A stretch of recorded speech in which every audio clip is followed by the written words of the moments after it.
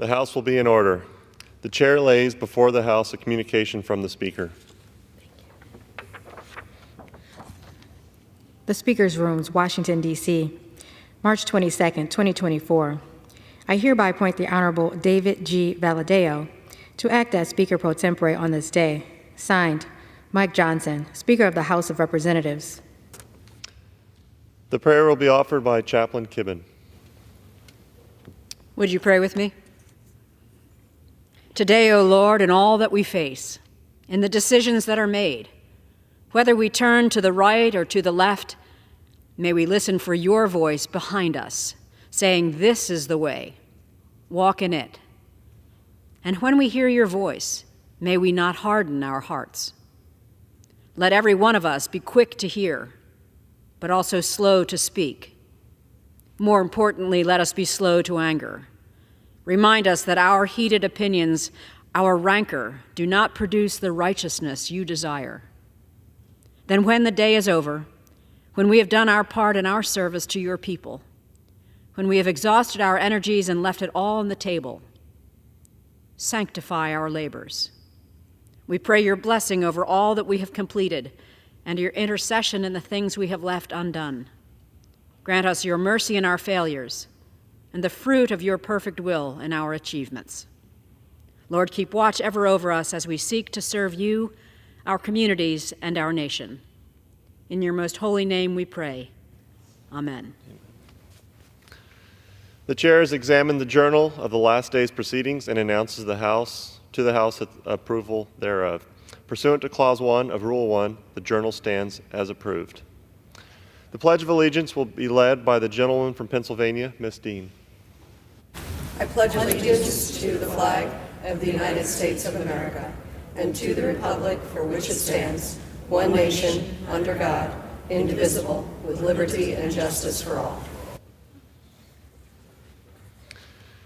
The chair will entertain up to 5 requests for 1-minute speeches on each side of the aisle. Purpose, the gentleman from Guam seek recognition. Mr. Speaker, I ask unanimous consent to address the House for 1 minute and to revise and extend my remarks. Without objection, the gentleman is recognized for 1 minute. Mr. Speaker, today I rise to recognize and celebrate the 70th anniversary of a local TV station in my district, KUAM News. KUAM has been broadcasting locally since 1954, providing the community with accurate and timely news coverage on local events, crime, education, and more. They have been trustworthy and a reliable news service for many of my constituents. This confidence was earned through the shedding light on important stories that may have otherwise gone unnoticed and giving a voice to those in need. Aside from its news coverage, KUAM has demonstrated excellence in the community service. As an integral part of their mission, KUAM actively engages in charity drives and initiatives aimed at raising awareness for causes across the island. Happy 70th anniversary, KUAM, and may you have many more years of being one of Guam's trusted news sources. Biba KUAM. Thank you, Mr. Speaker. I yield back. For what purpose does the gentlelady from Pennsylvania seek recognition? Mr. Speaker, I ask unanimous consent to address the House for 1 minute and to revise and extend my remarks. Without objection, the gentlelady is recognized for 1 minute. Mr. Speaker, this Women's History Month, I wanted to recognize 2 remarkable local entrepreneurs who are reimagining family farming with style, smarts, and sisterhood. Haley and Stephanie Painter run Painterland Farms, a 4th-generation regenerative organic dairy farm in Tioga County, Pennsylvania. And like so many other farmers, the Painter family agricultural livelihoods were threatened by a dwindling market. Yet with grit and creativity, they found a new way to connect their Pennsylvania small business to a big audience. Guided by their mission to help people understand their food sources, quote, to know your farmer, Haley and Stephanie created Painterland Sisters Organic Skier Yogurt in 2020. Their yogurt and their story now reaches far beyond our Commonwealth. In fact, Painterland Sisters is in all 50 states. In recognition for their work, Haley and Stephanie were honored by the Forbes 30 Under 30 in 2024 and were recently awarded Emerging Entrepreneurs of the Year at the National Products Expo West. And still, the Painter sisters are more than just businesswomen. They are environmental activists dedicated to feeding communities and leaving the Commonwealth better for the next generation. Not to mention, their yogurt is delicious. Thank you, and I yield back. For what purpose does the gentleman from California seek recognition? Mr. Speaker, I ask unanimous consent to address the House floor for 1 minute to revise and extend my remarks. Without objection, the gentleman is recognized for 1 minute. Thank you. Mr. Speaker, after years of exceptional drought, California is in a second consecutive wet year. Every major reservoir in our state is above a 15-year average, and our snowpack in the Sierra is at more than 100% of average for this time of year. This is all good news. But even with the current abundance of water, the south of Delta farmers are still not allocated 100% of the water they contract and pay for. This is unacceptable. Central Valley project contractors rely on meaningful allocations from the Bureau of Reclamation for their yearly planning, including the types of crops they'll plant and when. California grows a quarter of the nation's food, and these allocations are critical to the fate of our nation's food supply. My farmers and communities have endured disproportionately low water allocations for many years, while contractors receiving well below their contracted supply even during wet years. I urge Reclamation to increase these allocations for south of Delta water use contractors to reflect the record year that we are surviving in right now. Our ability to grow food for the nation will not survive without reliable water supply for south of Delta agriculture. Thank you, Mr. Speaker, and I yield back.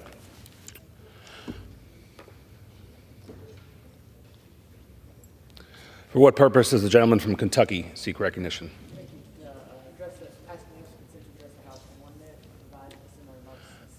Without objection, the gentleman is recognized for 1 minute.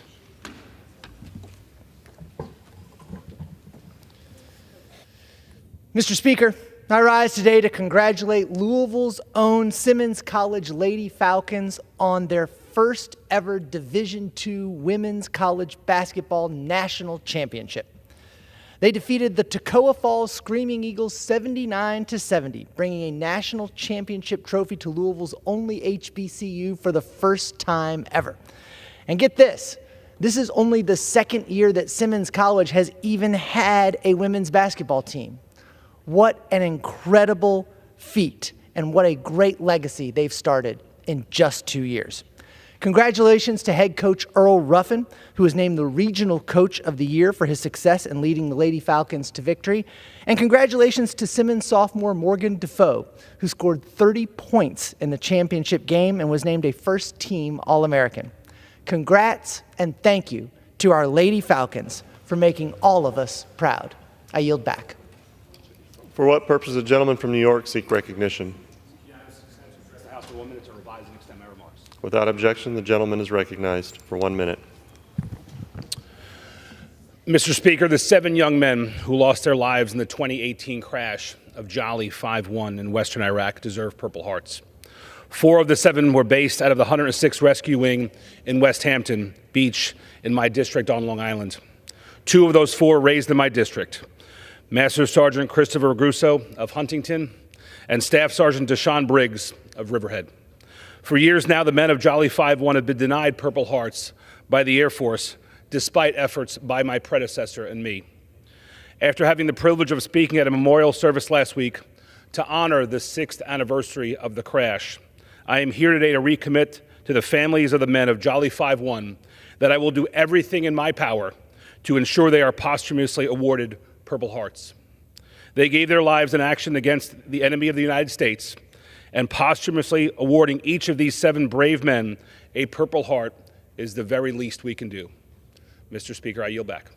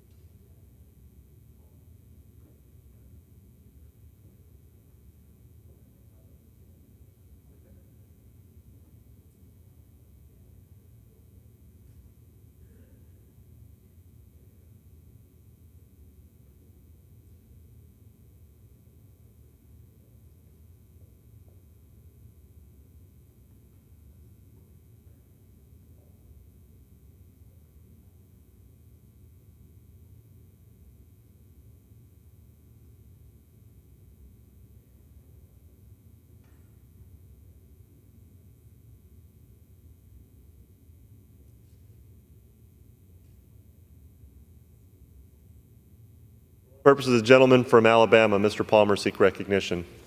Mr. Speaker, pursuant to House Resolution 1085, I call up the bill H.R. 1023 as amended and ask for its immediate consideration in the House. The clerk will report the title of the bill. Union Calendar Number 17, H.R. 1023. A bill to repeal Section 134 of the Clean Air Act relating to the Greenhouse Gas Reduction Fund. Pursuant to House Resolution 1085, the amendment in the nature of the substitute consisting of the text of the rules committee print 11826 is adopted and the bill as amended is considered read. The bill as amended shall be debatable for 1 hour, equally divided and controlled by the chair and ranking minority member of the Committee of Energy and Commerce or their respective designees. The gentleman from Alabama, Mr. Palmer, and the gentleman from New Jersey, Mr. Pallone, will each control 30 minutes. The chair recognizes the gentleman from Alabama, Mr. Palmer. Mr. Speaker, I ask unanimous consent that all members may have 5 legislative days to revise and extend their remarks on the legislation and to insert extraneous material on H.R. 1023. Without objection.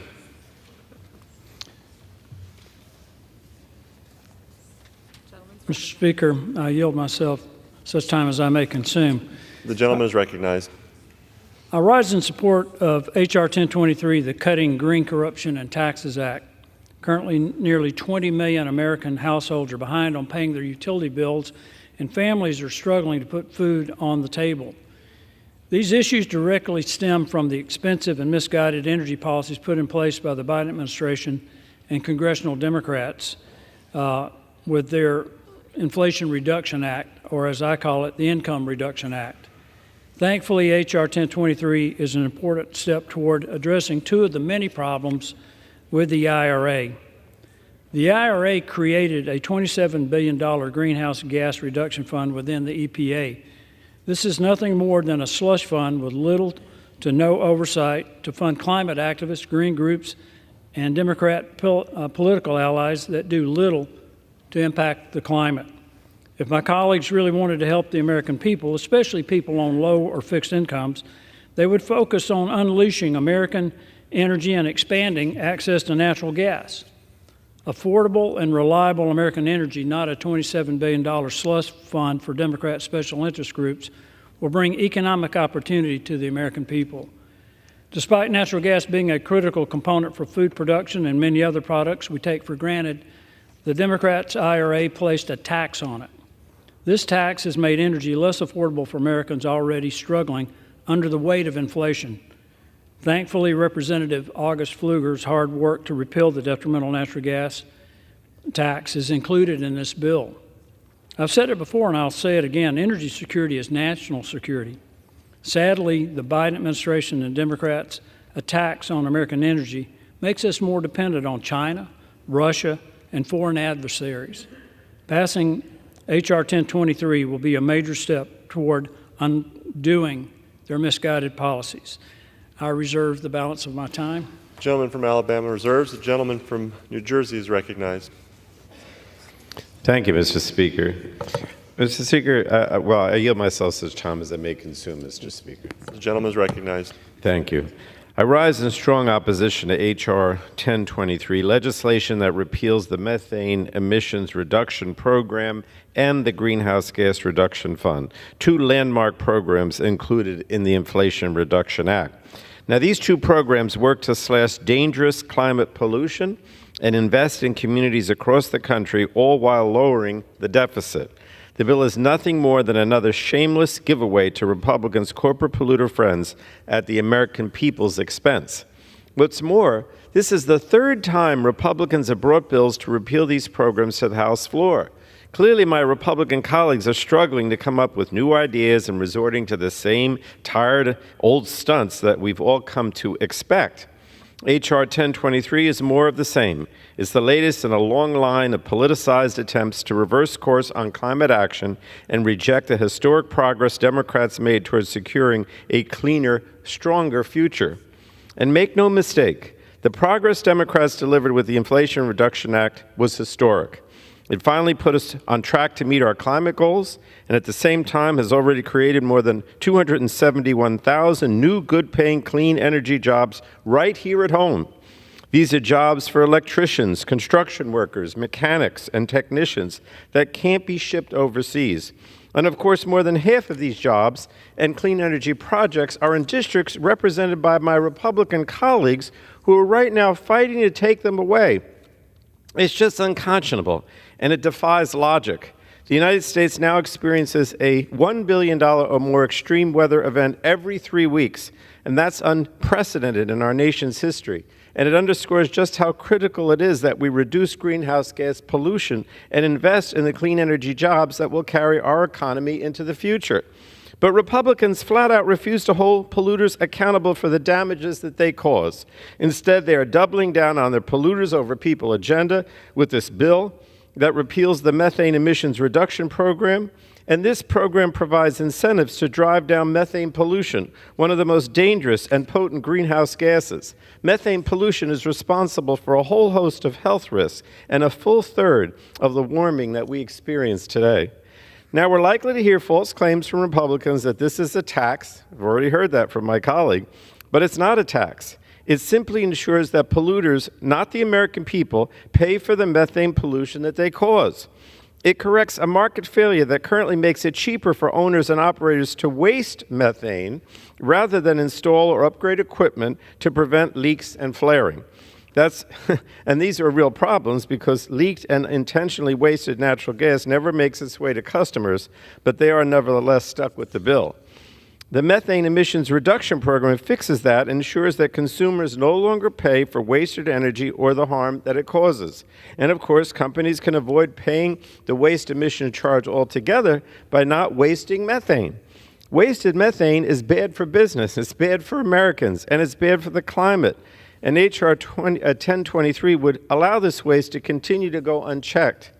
The methane emissions reduction program also complements the Biden administration's actions to slash methane pollution from the oil and gas sector, and the international community is following suit.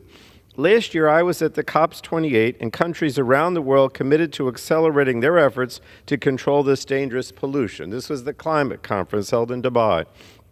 And their commitments were possible from other countries because of the United States leadership in addressing methane here at home. And that's why Republican efforts to undermine methane protection are so dangerous as well. The Republican agenda compromises America's global leadership and threatens our global competitiveness.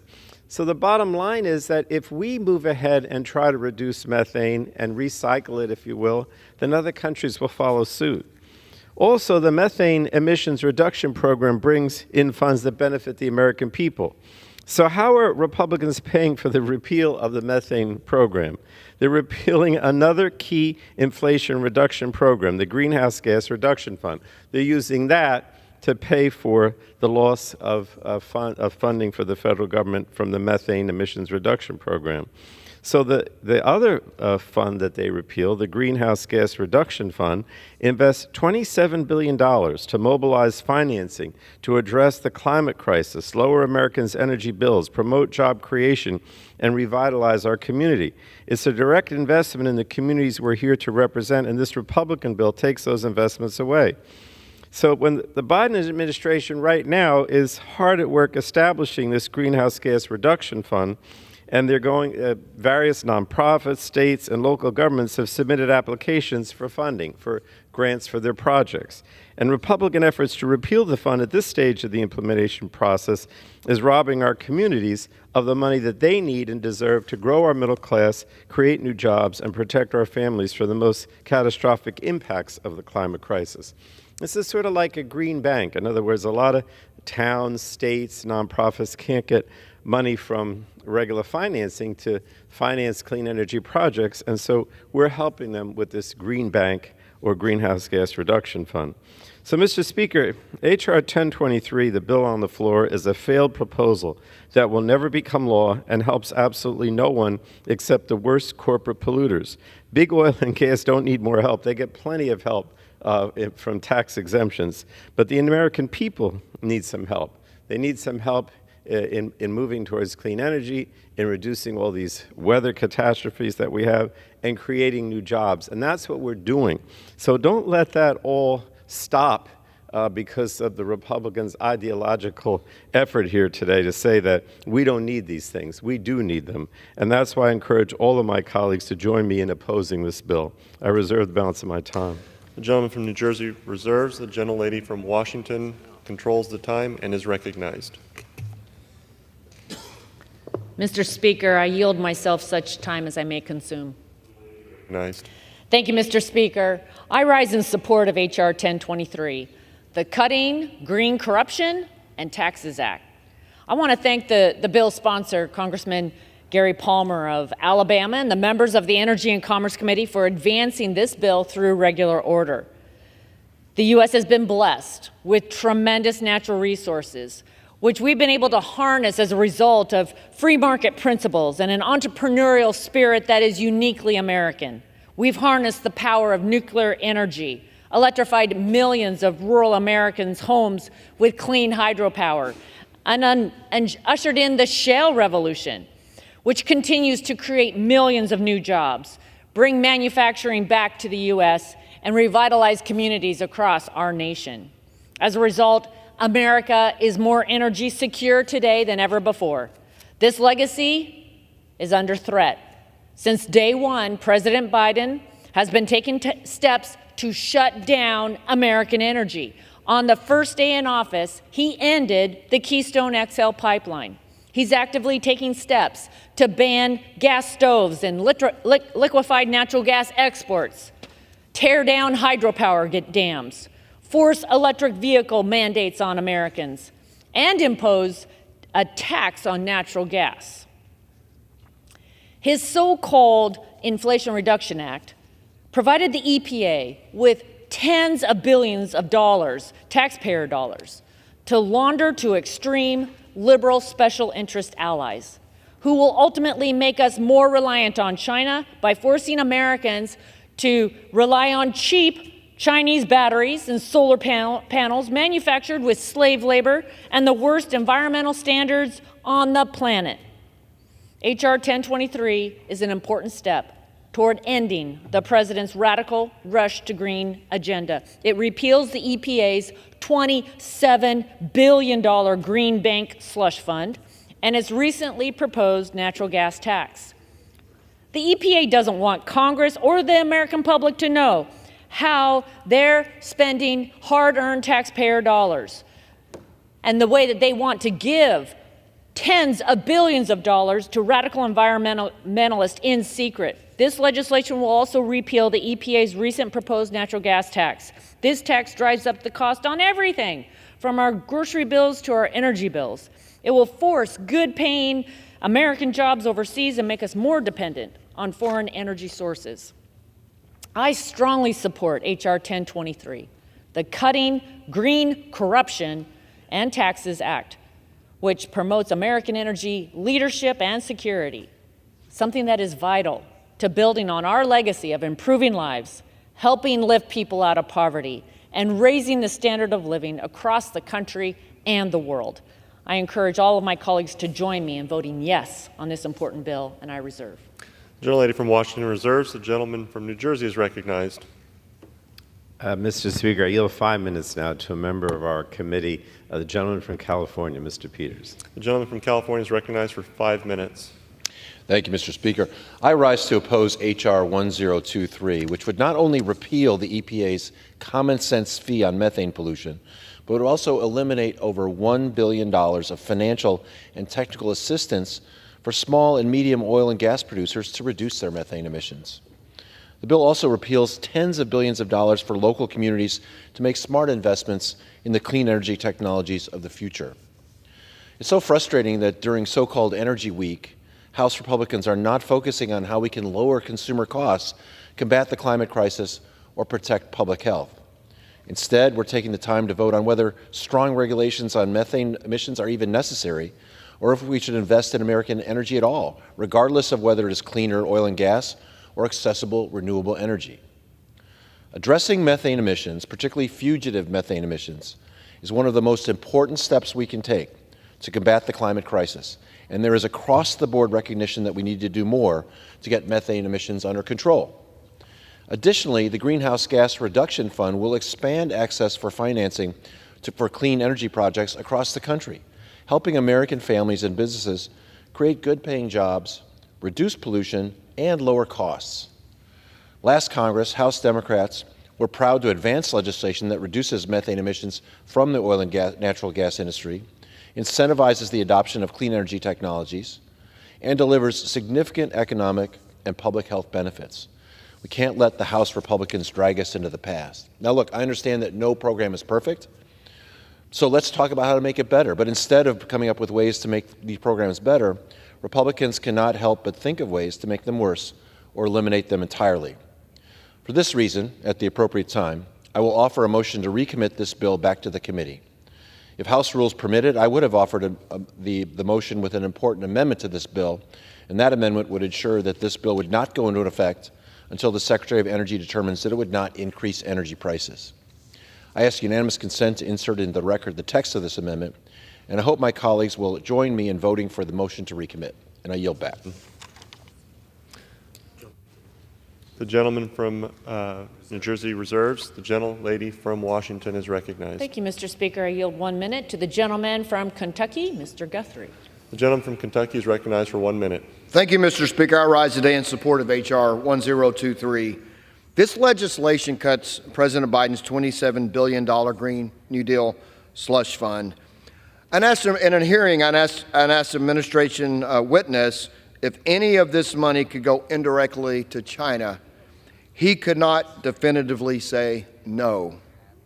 This bill also repeals EPA's proposed natural gas tax, which would increase costs for Americans, kill jobs across the country, and undermine our national security. And if you think those are just words, I encourage my friends across the aisle to look at Europe and see what is going on there today. All of those have come true. I am committed to ensuring Kentuckians have access to affordable, reliable, American-made energy and keeping taxpayer dollars out of the hands of the Communist Party of China. I thank my friend from Alabama for his leadership on this issue. I thank my friend from Washington, the chair, for yielding. I encourage my colleagues to support this bill, and I yield back. I reserve. The gentlelady from Washington reserves. The gentleman from New Jersey is recognized. Thank you, Mr. Speaker. I yield 5 minutes now to the gentlewoman from Michigan, a member of the committee, Ms. Dingell. The gentleman from Michigan is recognized for 5 minutes. Thank you, Mr. Speaker. I rise today in strong opposition to H.R. 1023, the so-called Cutting Green Corruption and Taxes Act. Republicans have yet again brought another bill to the floor looking to deceive and mislead the American people and attempting to repeal the Greenhouse Gas Reduction Fund and the Methane Emissions Reduction Program. The Greenhouse Reduction Fund was established by the Inflation Reduction Act, inspired by legislation I championed. The program leverages the expertise and existing models of community lenders across the nation, including in my home state of Michigan. Revoking this program is misguided. To my colleagues who want to dismantle this program, I will just say that when we did this in Michigan, at the state level a number of years ago, everybody screamed and yelled, but it worked, and energy costs went down. Investing in clean energy and the survival of our environment is something we all need to be working on together. We have a moral responsibility, and it's a great economic opportunity. Republicans continue to attack any investment like this, but we need to be investing in American families and manufacturers and work to address the climate crisis. I myself am tired of once every 100-year storms every year. We saw the Canadian fires in the Great Lakes region last year. People couldn't breathe, had asthma for weeks. Today, it's snowing in Michigan. It was 70 degrees in Michigan last week. Global climate is real if you're just opening your eyes and watching what's happening. We've got to level the playing field because China is beating us. We're in a global marketplace, If we do not invest in this country, we are abandoning ourselves. I want our country to succeed. The Greenhouse Gas Reduction Fund will help clean energy financing be more accessible to low-income and underserved communities that have for far too long carried the brunt of environmental pollution. It will help us attack the climate crisis head-on. It will create jobs while lowering energy costs. Let me tell you something. I'm not going to cede our leadership in innovation and technology to anyone, anybody, anywhere. And we are going to outdo China. That's our responsibility as legislators, to protect this country. We have a responsibility to compete. I've worked hard to ensure that the dollars from this fund support projects that would not be built otherwise, and ensuring that these investments are additive, not duplicating other efforts. We have to make sure that these dollars are spent the right way. I know Republicans want to see the EPA and the Greenhouse Gas Reduction Fund fail. I would beg my colleagues to work with us to make sure that this program is implemented effectively. I ask them not to bet against it. And I'd say give it the chance before trying to defund it, before any dollars have gone out the door. Blocking EPA from doing its work is no way to lead. And that's why it's vital to my colleagues to oppose this bill. And I'm going to give you a couple other factoids since I have another minute. And since 2021, in terms of private investments for electric vehicle and battery manufacturing, the U.S. went from lagging China to leading the world, and that's where we need to be. Since 2021, more than $160 billion of private capital has been committed to boost U.S. capacity to make electric vehicles and batteries, and more than 200,000 jobs have been announced.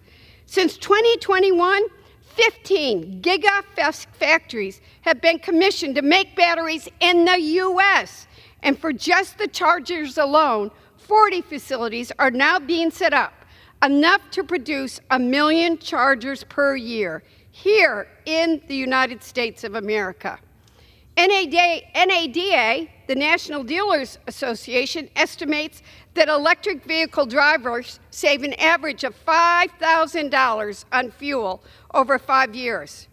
It's no surprise that nearly 7 in 10 Americans now report being interested in buying or leasing an electric vehicle for their next car. Data from Cox Automotive shows that electric sales are increasing 4 times faster than any other segment of the market. And available models now number over 114. They've nearly doubled. So my friends, if you want to keep this country competitive, we need to oppose this bill. I cede our leadership to no one. Thank you. Gentleman from New Jersey reserves. The gentlelady from Washington is recognized. Thank you, Mr. Speaker. One serious contender for a share of this $14 billion is Power Forward Communities. This new entity, which has been formed to secure a Greenhouse Gas Reduction Fund award, is a coalition of several organizations, including Rewiring America. Rewiring America's leadership includes former Obama White House appointee, a former employee of liberal political action committees and Democratic politician Stacey Abrams.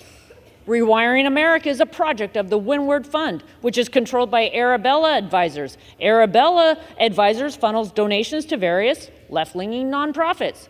To give another example, the board of another applicant, the Coalition for Green Capital, includes former Biden administration officials and former senior staffer of the Democratic National Committee. This includes David Haynes, a former senior official of the President Biden's White House Climate Policy Office, who was central to advancing President Biden's climate agenda. Mr. Speaker, I am pleased to yield 2 minutes to the chairman of our Energy, Climate, and Grid Security Subcommittee, Mr. Duncan. So the gentleman from South Carolina is recognized for 2 minutes. Thank you, Mr. Speaker, and I thank the gentlelady from Washington, our chairwoman of the full Energy and Commerce Committee. And I rise in support of H.R. 1023, the Cutting the Green Corruption and Taxes Act. By repealing the Greenhouse Gas Reduction Fund, H.R. 1023 protects taxpayers from waste, fraud, and abuse. You know, this bill would repeal and rescind the $27 billion Greenhouse Gas Reduction Fund, commonly referred to as EPA's Green Bank. which was originally enacted in the Inflation Reduction Act, this is nearly 3 times the amount of funding EPA received in their 2023 budget. Now, it's completely outside the scope of the EPA's mission, and they don't have the capacity nor the expertise to manage a $27 billion climate bank. They're not a financial institution. Even worse, they are funding projects that benefit China. Solar panels, EVs, wind turbines, they all have supply chains tied to the Chinese Communist Party. In addition to repealing the Green Bank, this bill will also repeal the natural gas tax. This tax is especially troubling for small and independent oil and gas producers who will not be able to afford to maintain their operations.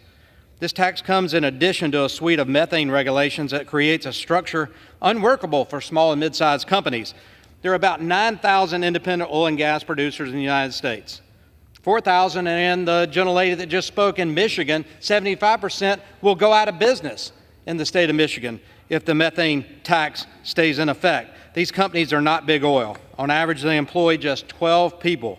And the methane regulations, including this natural gas tax, would crush these producers.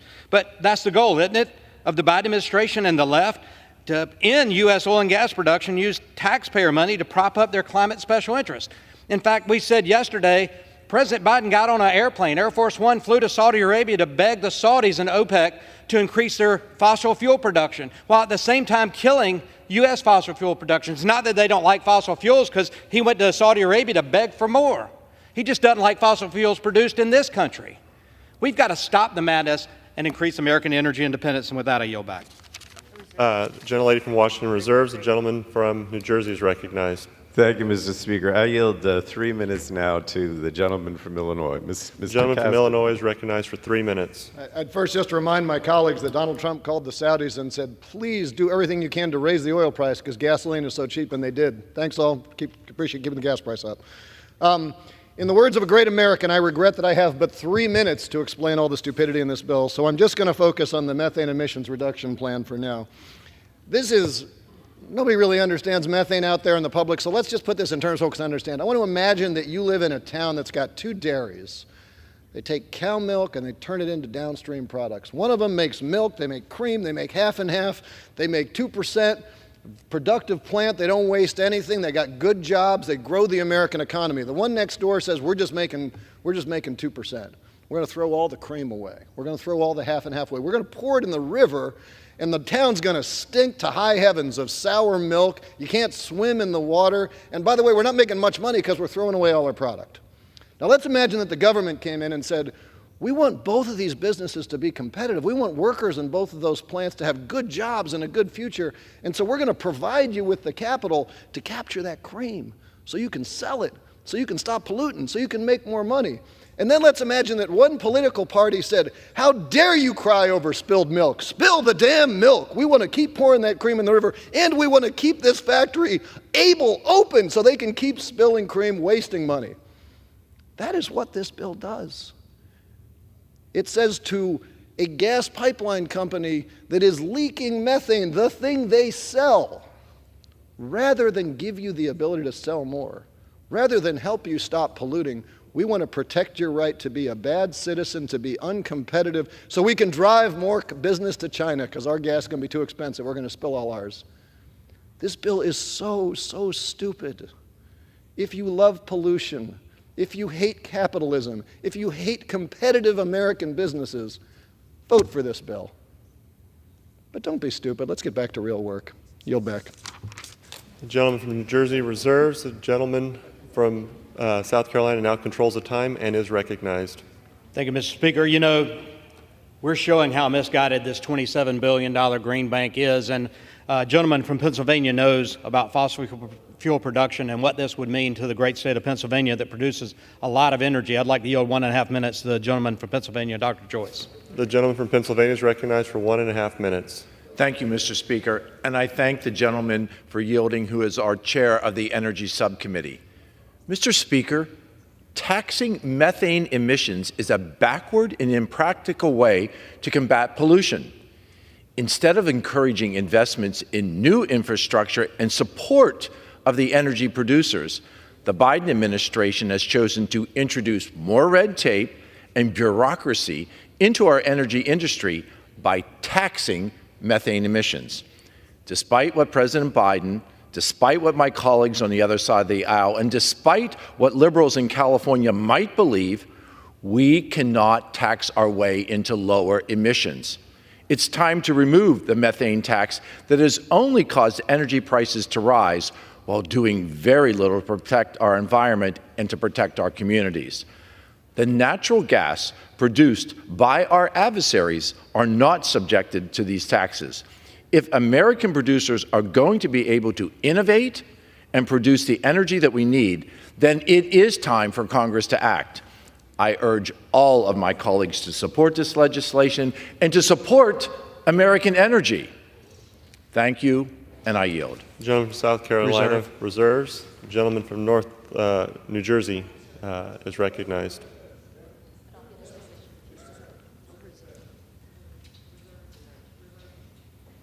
We're going to reserve right now, Mr. Speaker. The gentleman from New Jersey reserves. The gentleman from South Carolina is recognized.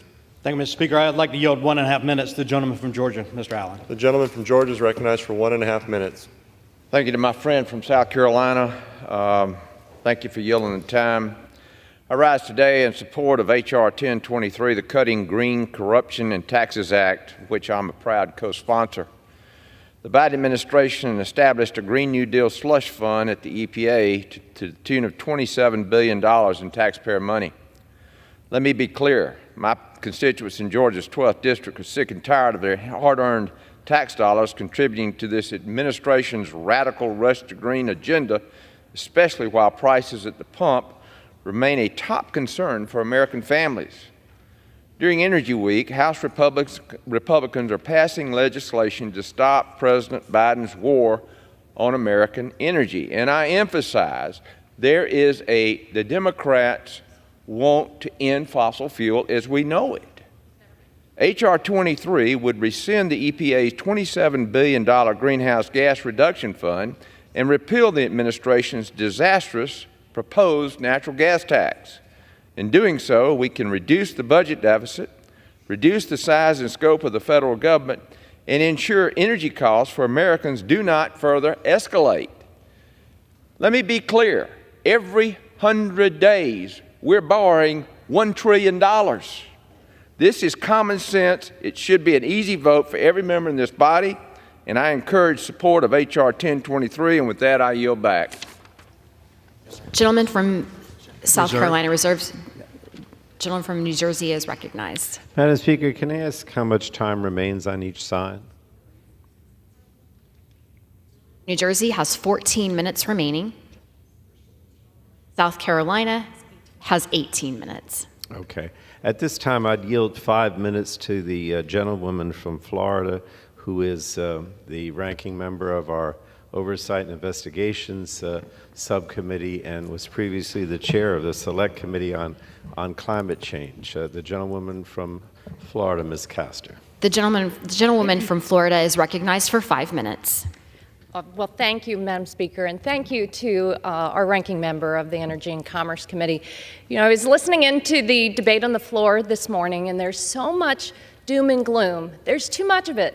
I believe in America.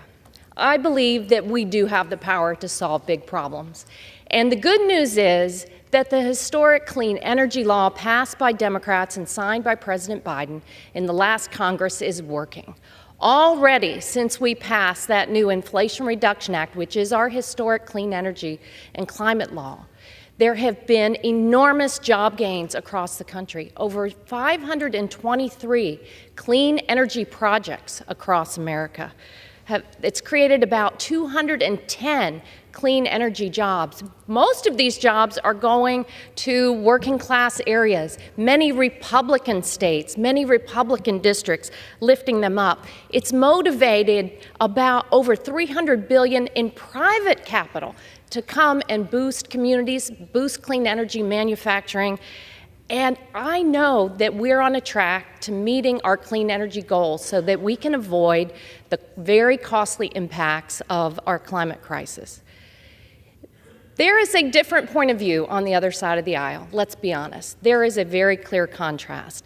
And just look at what the GOP members here have focused on during their Dirty Energy Week. From the Arctic Refuge to the Gulf of Mexico, where I live, Republicans have made clear their intent to sell out America's public lands and wildlife refuges to the shareholders of big oil. On Wednesday, they passed a resolution that did nothing but celebrate fracking on public lands. And even in our committee this week, Mr. Pallone knows, we had this crazy debate where the Republicans passed bills that essentially reached into the pocketbooks of Americans and to take pennies and dollars out of their pocketbooks because they passed bills, and I hope they're not coming to the floor, to rescind energy efficiency initiatives for our home appliances. Manufacturers agree they can innovate better, and homeowners sure want more money back into their pocket when they buy a new air conditioner or refrigerator. So they're really taking us backwards. And yesterday they passed an absurd resolution criticizing President Biden for not opening up more public lands and waters to drilling. And today's Republicans, their polluters over people agenda continues the debate because they want to rescind our new Green Climate Bank, our Greenhouse Gas Reduction Fund, which is a historic, important element of the Inflation Reduction Act and everything we want to do on clean energy. We all know that sometimes there's a barrier in an upfront cost to installing solar or purchasing that battery.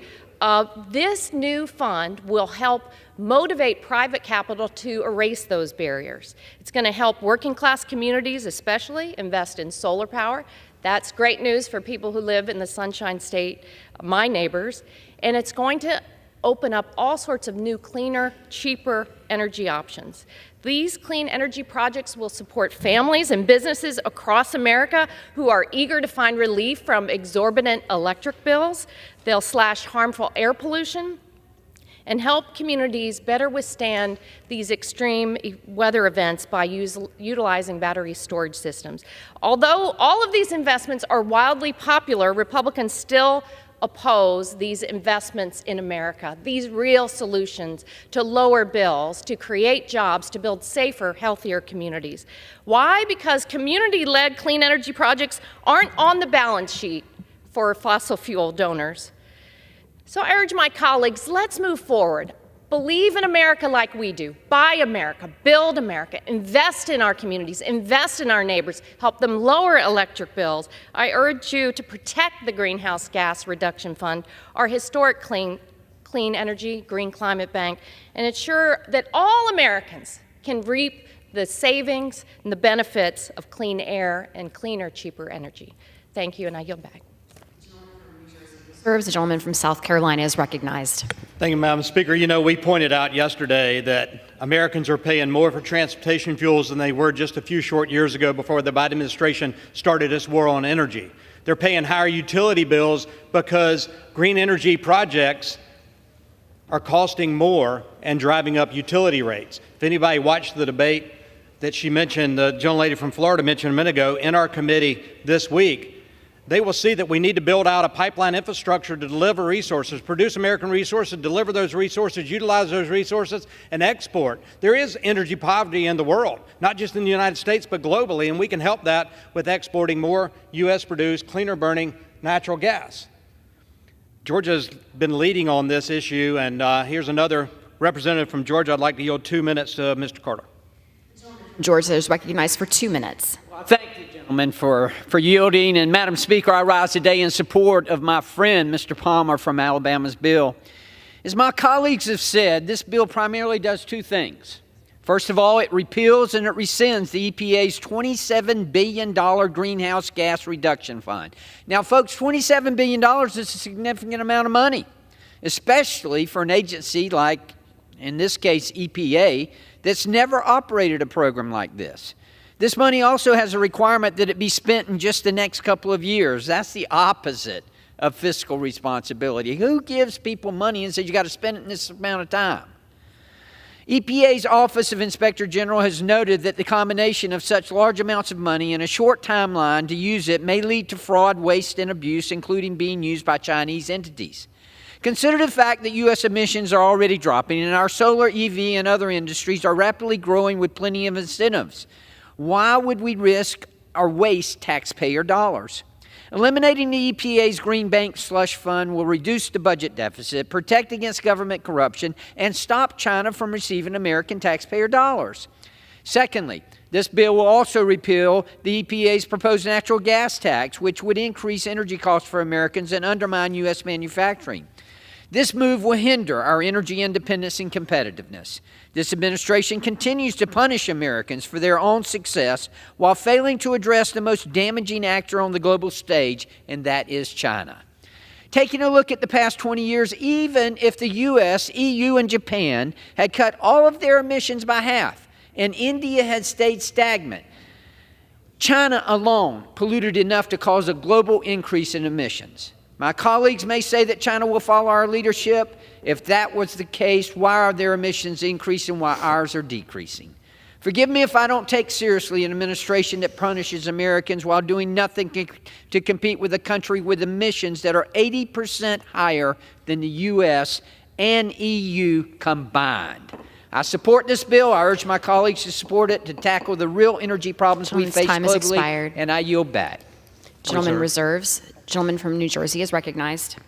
Madam Speaker, I yield 3 minutes now to the gentleman from Illinois, Mr. Caston. Gentleman from Illinois is recognized for 3 minutes. I'd like to thank the chairman for granting me more time because there's still so much silliness left in this bill. I want to shift now to the elimination of the Greenhouse Gas Reduction Fund. Let's talk about what this program does. This program helps to pay for projects that reduce climate pollution, help grow energy independence, lower energy bills, and revitalize communities that otherwise would not be funded. So what does that mean? These are projects that are good projects that help people out, but they struggle to get capital. So maybe it's an inner city school that would like to put solar panels on the roof, cut their energy bills, lower their pollution, but they're not in a town that can afford to raise the bond to do that. Maybe it's an Appalachian coalfield Superfund site that would like to build a green space and grow their community, help attract capital, but they're struggling to get money. Maybe it's a rural area that needs an EV bus program to reduce pollution, but you could never justify private money investing there, but it helps out the local folks. Now, all of those projects, I can go on, but what do they have in common? They'd lower greenhouse gas emissions. They'd put more money in the pockets of local communities we all represent. They would help the neediest among us. They'd create local jobs, and most importantly, they're cheaper than fossil energy. And I get it. That's a real problem for my colleagues across the aisle. Natural gas industry wants the price of energy to be expensive because that's how they make money. As I mentioned before, during COVID, April 2020, Donald Trump called the Saudis and said, "You guys, I'm going to take troops out of your country unless you cut oil production because our oil industry is hurting," and they did it. That's what you did. I don't remember anybody saying, "Boy, we should call the Saudis and do the other" when the price of oil went up. I understand what you're rooting for. So why do you want to defund that program? I don't know. Maybe you're concerned that energy is just too damn cheap. Maybe you think that unemployment is too low and we'd like to, help your party win the next election. Maybe you just misremembered that speech. It doesn't say blessed are the powerful. It doesn't say blessed are the polluters. It doesn't say blessed are the least meek. I don't know why you're doing it. Ask you guys, but for goodness sake, in the meantime, vote no if you care about making sure that pollution goes down, energy prices go down, and the American people win. Yield back. Gentleman reserves. The gentleman from South Carolina is recognized. Thank you, Madam Speaker. This $27 billion green bank will benefit China, so it seems like the Biden administration and House Democrats support China over the American people. Somebody that knows energy from the great state of Texas, from the Permian Basin, my friend Mr. Pfluger, I'd like to yield as much time as he can consume. Gentleman from Texas is recognized. Thank you, Madam Speaker, and I thank my colleague, Mr. Duncan. I thank the chair, Ms. McMorris-Rogers, and I appreciate the leadership of Gary Palmer on this particular legislation, H.R. 1023, the Cutting Green Corruption and Taxes Act. As we sit here and listen to this debate, it's been pretty amusing. The reason we're here is because the American public is sick and tired of the games. The veil has been lifted. They know the facts. Affordability and reliability are the most important things. And we'll get to the facts about the actual emissions that have been cut. But let's just start with the fact that this natural gas tax is unworkable. It was included despite never being considered, never being talked about with stakeholders in places like the Permian Basin, where I represent. There was never expert testimony that talked about how to work this in. You know, instead of looking at emissions holistically, the natural gas tax was based on the single premise that if reliable energy is taxed, less of it will be produced. Ask the American public if they're for that. You know, especially as the EPA rolls out proposed rules to implement the natural gas tax, it is clear that we have to take action. There are dozens of rules that they're rolling out. When you talk to the directors of the EPA, when they have come before Congress this year, they don't even know how they're going to implement this. They haven't talked to stakeholders. Why have they not been to the Permian Basin? Not a single person from the EPA has come to the largest producing area to see what we're doing, to see that in the last 12 to 15 years that we have increased production by 300 or 400% from 1 million barrels a day to over 5 million barrels. And, oh, by the way, we've reduced methane intensity by over 70%. Why can't Administrator Regan or Director Nance or Mr. Goffman come to the Permian Basin and see what we've done? Not because the government has told them to do it, because it makes economic sense, because they're doing it from a business sense. That's what you're not going to hear from my colleagues on the left. They're being driven from a radical environmental activist position that doesn't represent what the country wants or needs. You know, I was pleased to host Speaker Johnson in Midland, Texas this week to kick off Energy Week. And the speaker had the chance to meet with industry experts, people that know this business, people that have cut the emissions, people who do care about providing affordable, reliable energy, as well as reducing harmful emissions. They've been doing it. They've been doing it for years.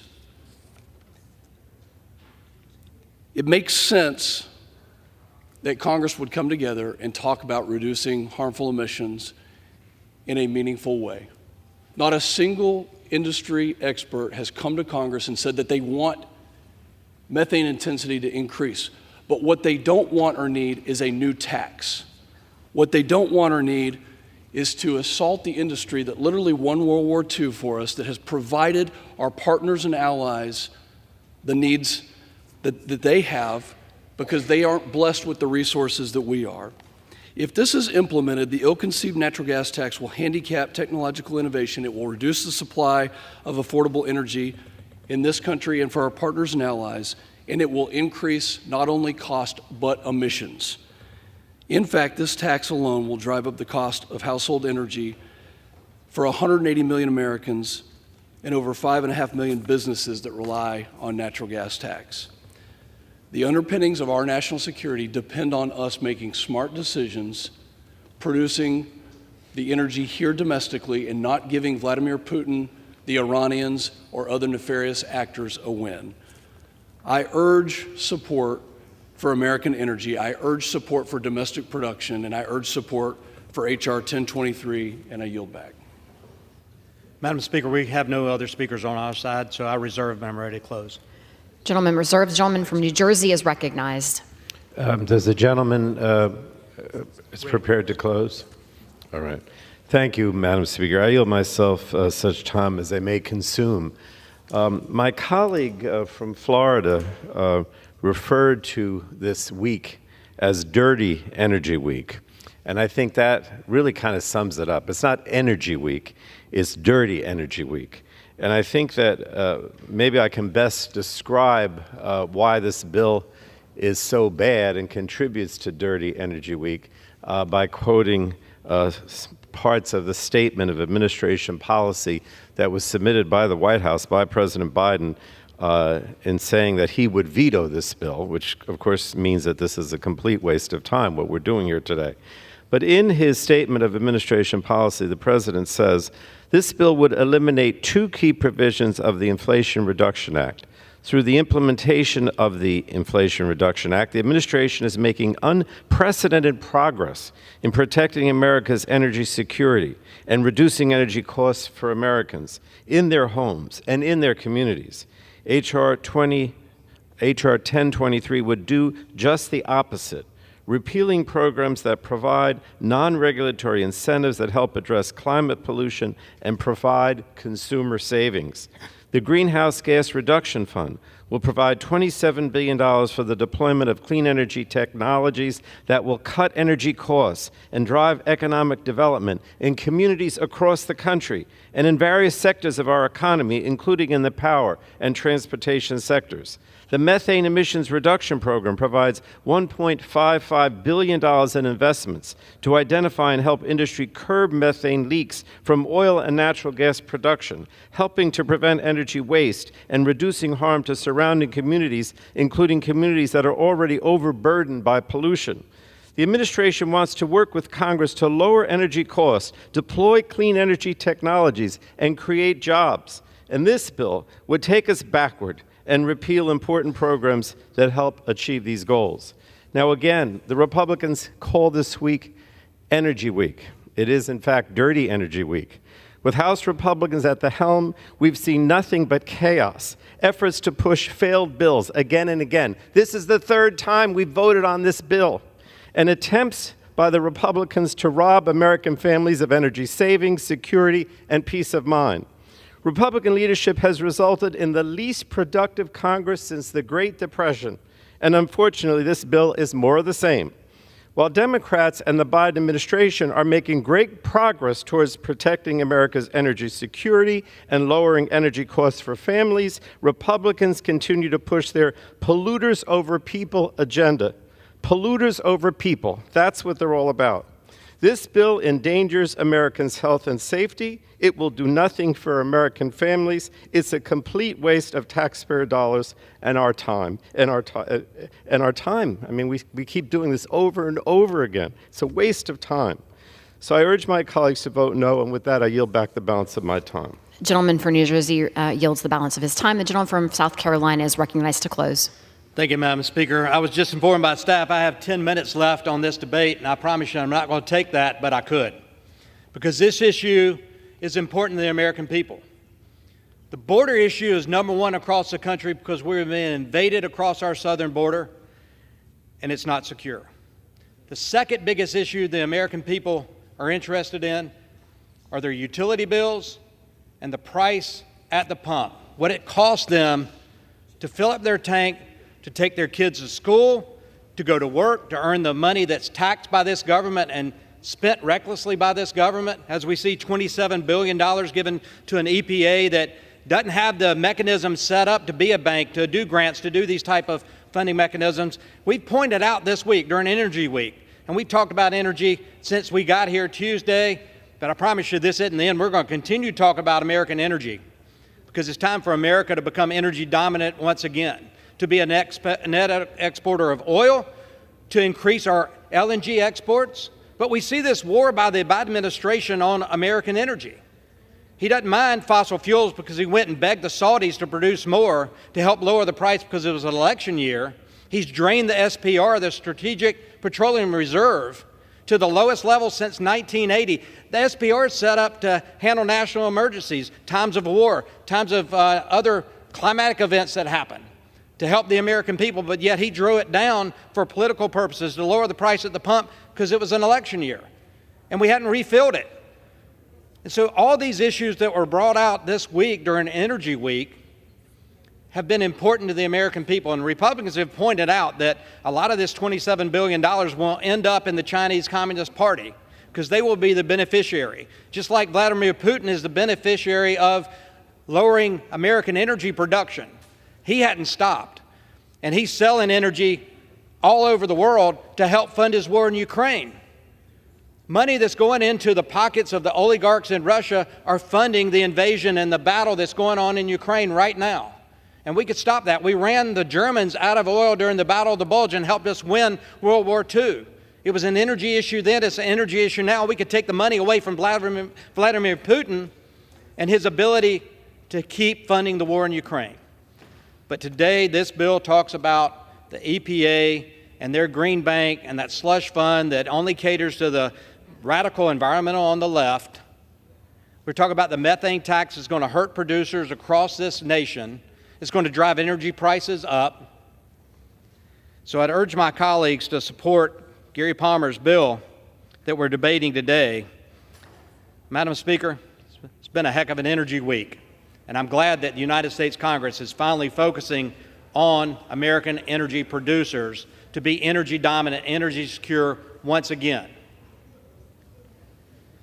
And so I would urge my colleagues to support this bill, stop this green bank, end the methane tax, help make America be stronger once again. And yes, we've passed this bill, versions like it, 2 or 3 times. We can pass it 10 more times. Get the United States Senate to actually wake up and do their daggum job and start taking up bills that the House passes in order to help make America stronger, to lead once again in the realm of American energy, because energy is the foundation of everything. The American people know it. I'm glad the United States House of Representatives, at least on our side of the aisle, understand that as well. So I urge my colleagues to support this. And with that, I yield back. All time for debate has expired. Pursuant to House Resolution 1085, the previous question is ordered on the bill as amended. The question is on the engrossment and third reading of the bill. Those in favor say aye. Those opposed say no. The ayes have it. Third reading. A bill to repeal Section 134 of the Clean Air Act relating to the Greenhouse Gas Reduction Fund. For what purpose does the gentleman from California seek recognition? Madam Speaker, I have a motion to recommit at the desk. Clerk will report the motion. Mr. Peters of California moves to recommit the bill, H.R. 1023, to the Committee on Energy and Commerce. Pursuant to Clause 2B of Rule 19, the previous question is ordered on the motion to recommit.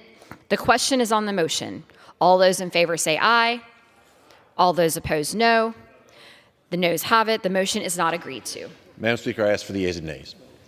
For what purpose does the gentleman from California seek recognition? Madam Speaker, I ask for the yeas and nays. The yeas and nays have been requested. Those favoring a vote of the yeas and nays will rise. A sufficient number having risen, the yeas and nays are ordered pursuant to Clause 8 of Rule 20. Further proceedings on this question are postponed.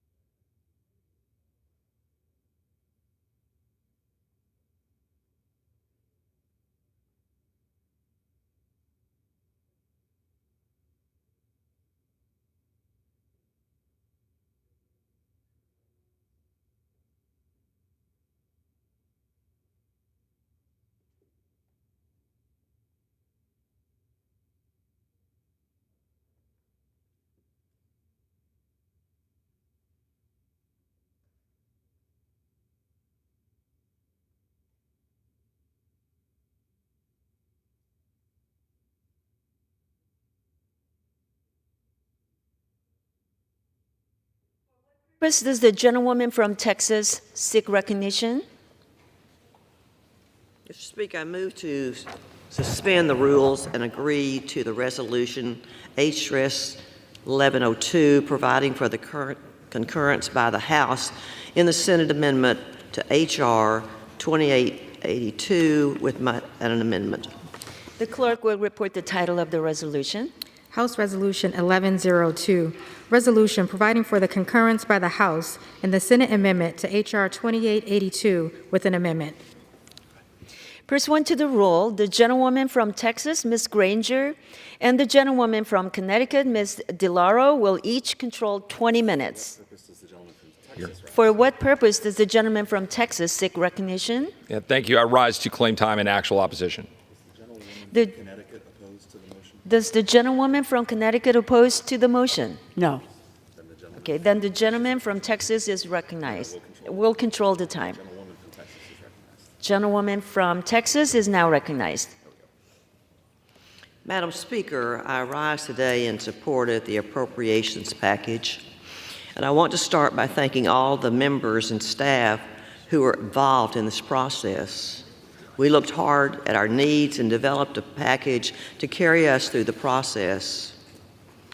2 weeks ago, I talked about the changes House Republicans made regarding how we fund the government. We made targeted cuts to wasteful programs and developed a package that is proof of that. We looked at each need, and it was clear that the world is becoming a more dangerous place.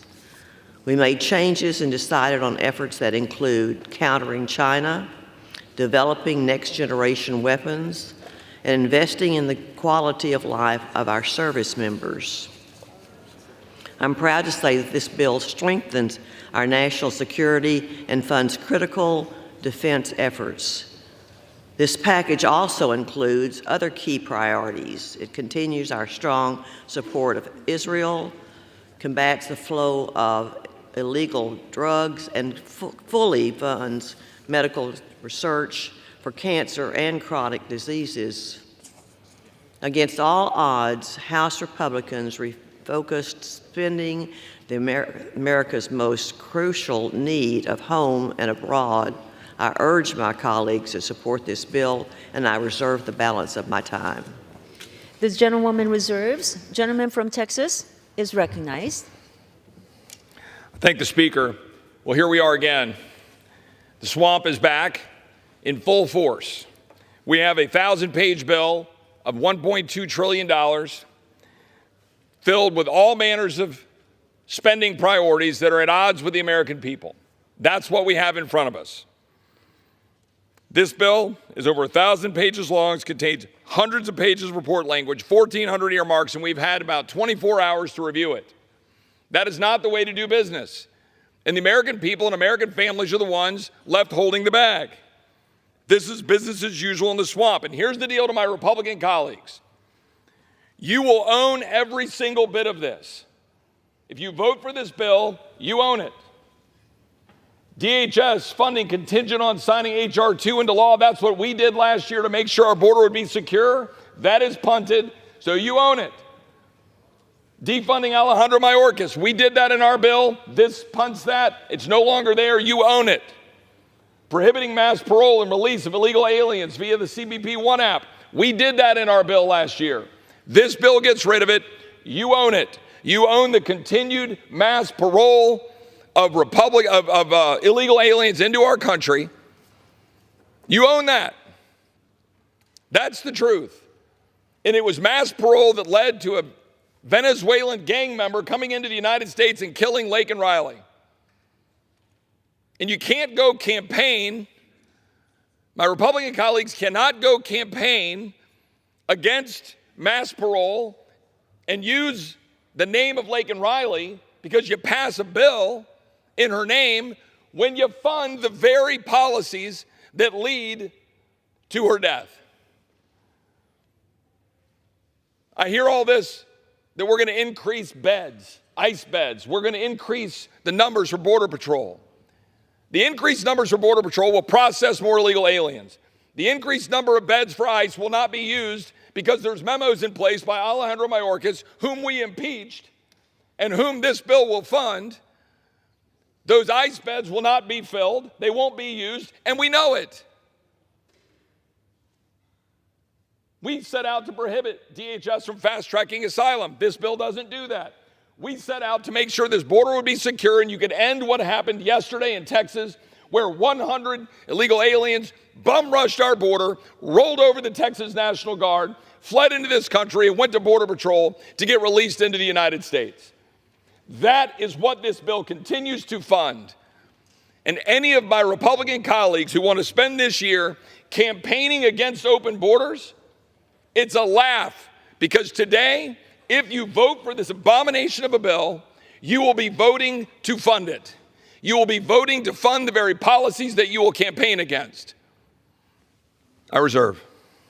The gentleman reserves. Gentlewoman from Texas is recognized. Madam Speaker, I ask for unanimous consent that all members have 5 legislative days to revise and extend their remarks and include extraneous material on the measure under consideration. Without objection. I ask unanimous consent to yield 10 minutes of my time to the gentleman from Connecticut, Mr. DeLauro, and that she be allowed to control the time. Without objection, I now recognize gentlewoman from Connecticut, DeLauro, to control the next 10 minutes. Madam Speaker, I'm delighted and relieved to be finally closing out fiscal year 2024. And for that, I want to thank Chairwoman Kay Granger, Chair Patty Murray, Vice Chair Susan Collins. I am proud to have made history with such experienced appropriators. 2024 marks the first time negotiations on government funding have been led on all 4 corners by women. I have many others to thank: subcommittee ranking members and chairs, staff on both sides of the aisle, and I will be submitting these names for the record. I strongly support the bipartisan bill which funds the majority of the United States government. This bill sides with the hardworking majority of Americans. It helps to lower the cost of living. It protects women's rights and access to reproductive health care.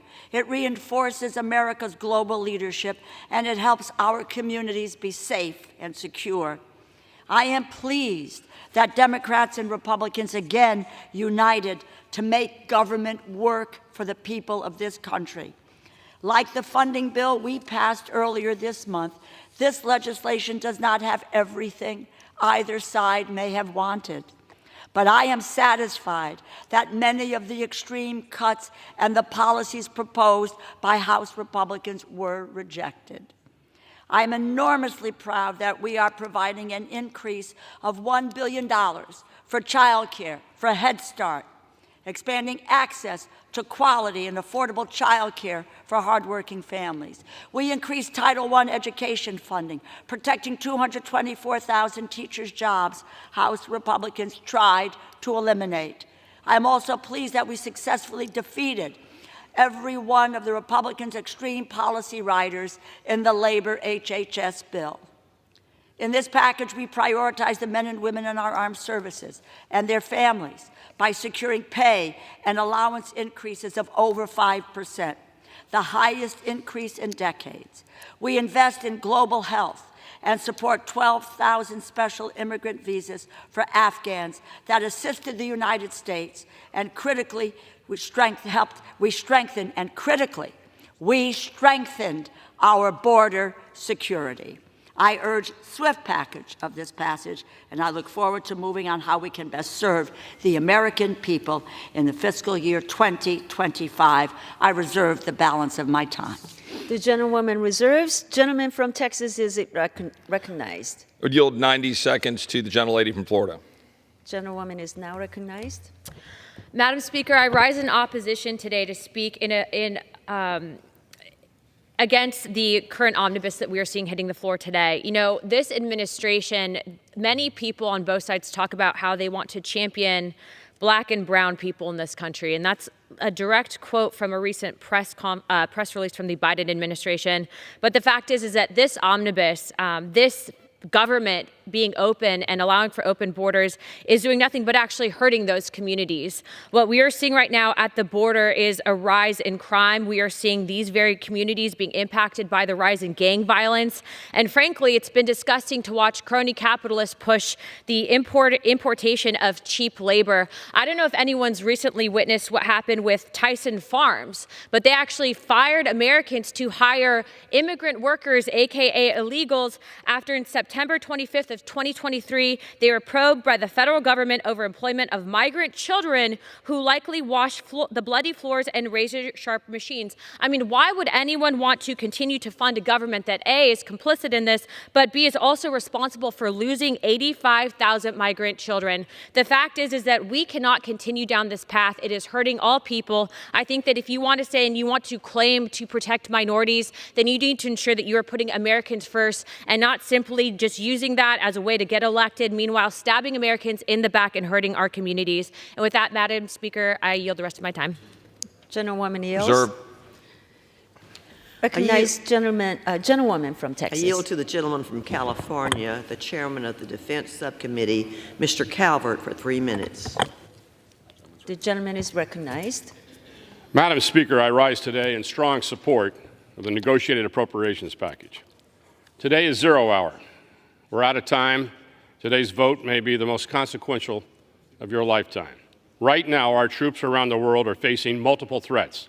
Our supremacy on land, sea, air, and space is being challenged, and our allies are under attack.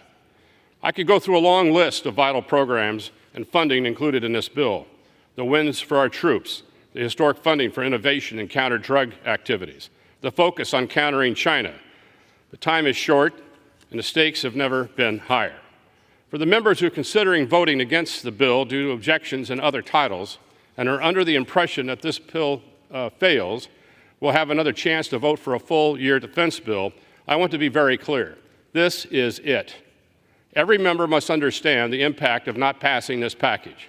The only other option will be a full-year continuing resolution, which will devastate our national security and put our country at risk. A CR will cut defense spending by $27 billion and trigger additional cuts from sequestration. This is something that has not happened in the history of this country and will cut our military off at the knees in the midst of the most dangerous period we have seen since World War II. A CR maintains policies negotiated by the last Congress, eliminates all member priorities from the bill, gives the Biden administration the freedom to shift in appropriations as they see fit. Simply put, we will cede all congressional authority and oversight on spending to the Biden administration. A CR would be an abdication of our responsibility and to our military and to this body. A no vote is a vote for China, Russia, Iran, North Korea, and Hamas. A vote yes for our men and women in uniform and for all Americans and for our country. I yield back. And yields. Gentlewoman from Connecticut is recognized. Madam Speaker, I yield 1 minute to the gentleman from New York, the distinguished Democratic leader, Mr. Jeffries. Gentleman is now recognized. I thank the distinguished gentlelady from the great state of Connecticut for yielding, the Honorable Rosa DeLauro, and thank her for her extraordinary leadership throughout this process in getting us to this principled result. I thank all of the appropriators for their extraordinary work on the Democratic side and on the Republican side as part of the effort to complete the fiscal year 2024 appropriations. This hasn't been a perfect process, but we should never let the perfect be the enemy of the good. When it comes to solving problems on behalf of hardworking American taxpayers, and this is a good result for the American people, in terms of standing up for their health, their safety, their education, their national security protection, and of course, above all else, their economic well-being. A bipartisan process leading to a bipartisan result that will hopefully lay a foundation for us to continue to do the work of the American people together. Now, we've said from the very beginning of this Congress as Democrats that we will find bipartisan common ground with our Republican colleagues on any issue, whenever and wherever possible, as long as it will make life better for the American people. That's exactly what House Democrats continue to do.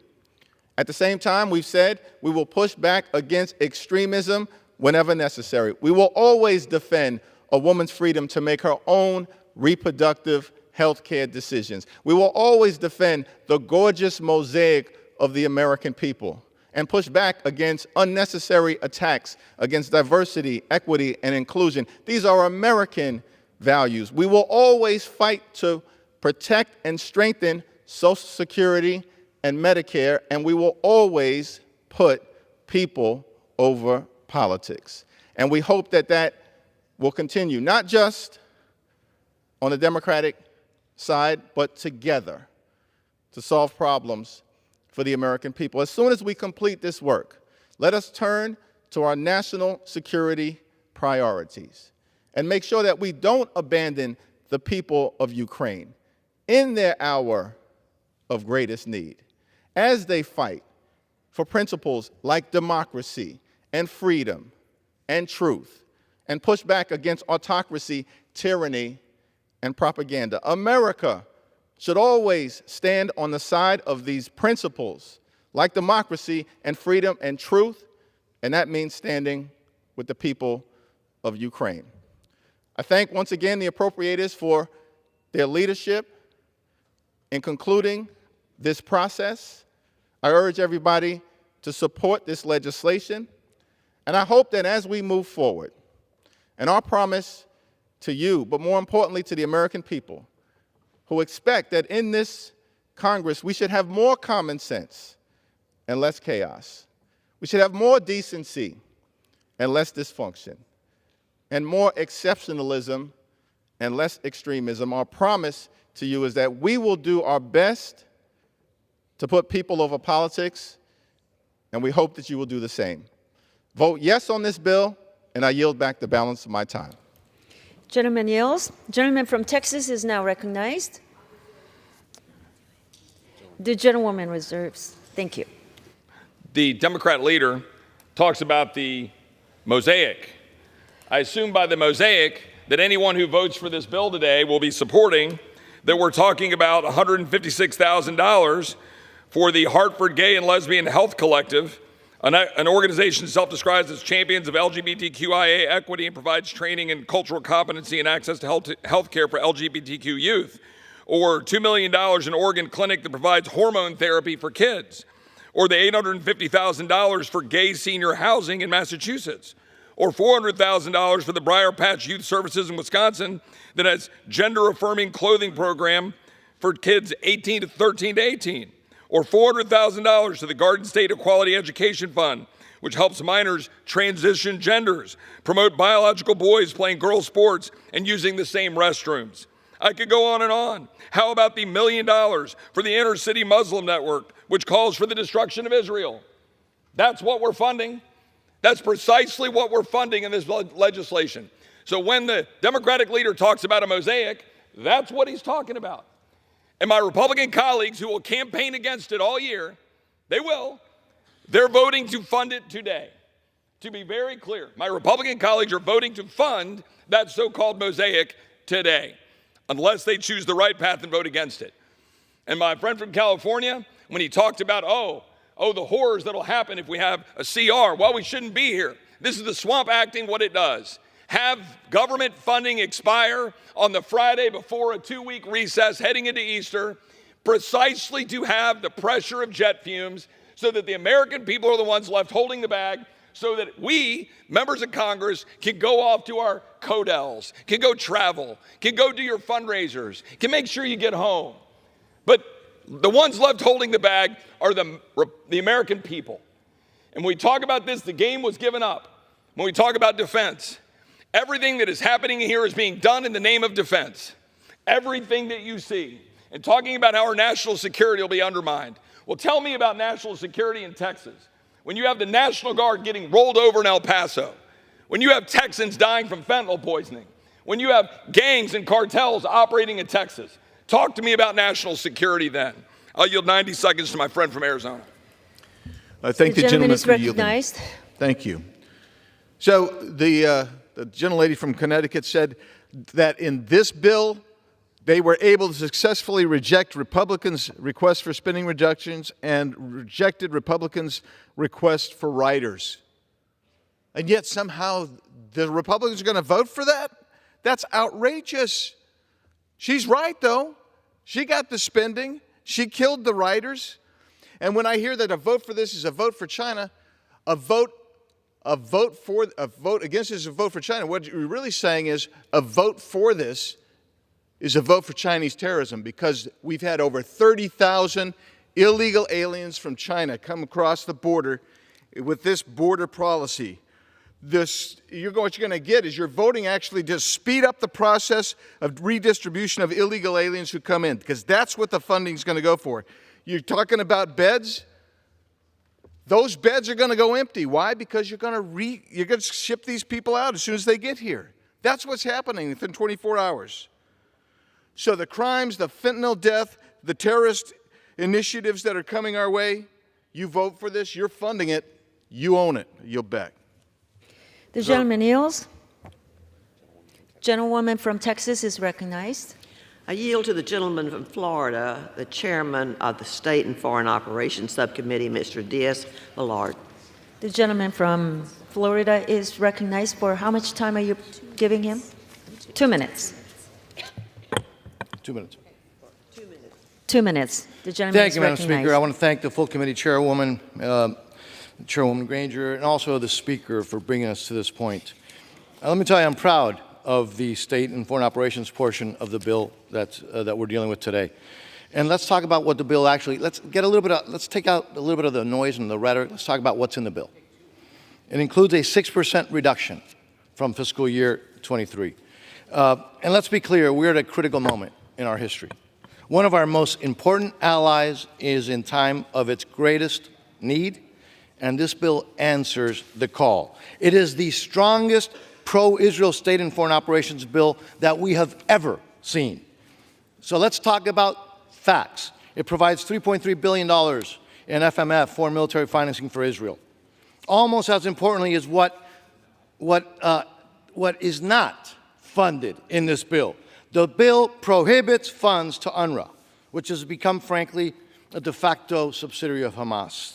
The passage of this bill means not one additional dollar from American taxpayers will go fund this deeply flawed organization. But if we go to a CR, we're going to continue to fund it.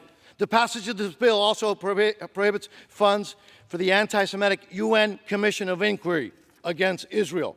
The passage of this bill means no funds can be used to delist the Iranian Revolutionary Guard as a terrorist organization or to implement that infamous nuclear agreement with Iran. And another top priority, Madam Speaker, is countering communist China. This bill includes $300 million foreign military financing for Taiwan, the first time ever in an appropriations bill that we have done that. The passage of this bill prohibits the use of foreign aid to repay Chinese debt. Also, another priority is strengthening our national security and supporting democracy around the world and defending human rights and human dignity. This bill increases funding to promote democracy and human rights in Cuba and establishes strict guidelines to ensure that the crucial funding supports the democratic opposition. Can I ask for another minute? 2 more minutes. Again, the gentleman is recognized for 2 more minutes. So it helps the democratic opposition and not the terrorist regime's chosen businesses. We also stand strongly against human trafficking, and particularly human trafficking of doctors. This bill also supports those struggling for freedom in our hemisphere, the most repressive areas in our hemisphere, those anti-American dictatorships in Venezuela and Nicaragua. Failure to pass this bill, we lose provisions on the prohibition of funds for encouraging organizations facilitating or promoting migrant caravans to the United States. If this bill fails, and then those funding sources to, again, organizations that are promoting caravans of illegal folks to the United States will continue. That is factual. That's in this bill. If this legislation were not to pass, we lose the protection of free speech by limiting how funds can be used under the pretext of countering disinformation. If this legislation were not to pass, we would go back to current law. We would lose the restrictions that only U.S. flags may be flown or displayed over a facility of the State Department. Madam Speaker, this bill reduces spending. It reprioritizes funding towards our vital national security interests and carries crucial limitations and smart policy changes to rein in the Biden administration. And if this bill were to fail, we are giving carte blanche to the Biden bureaucracy. It is a dramatic improvement, Madam Speaker, from current law.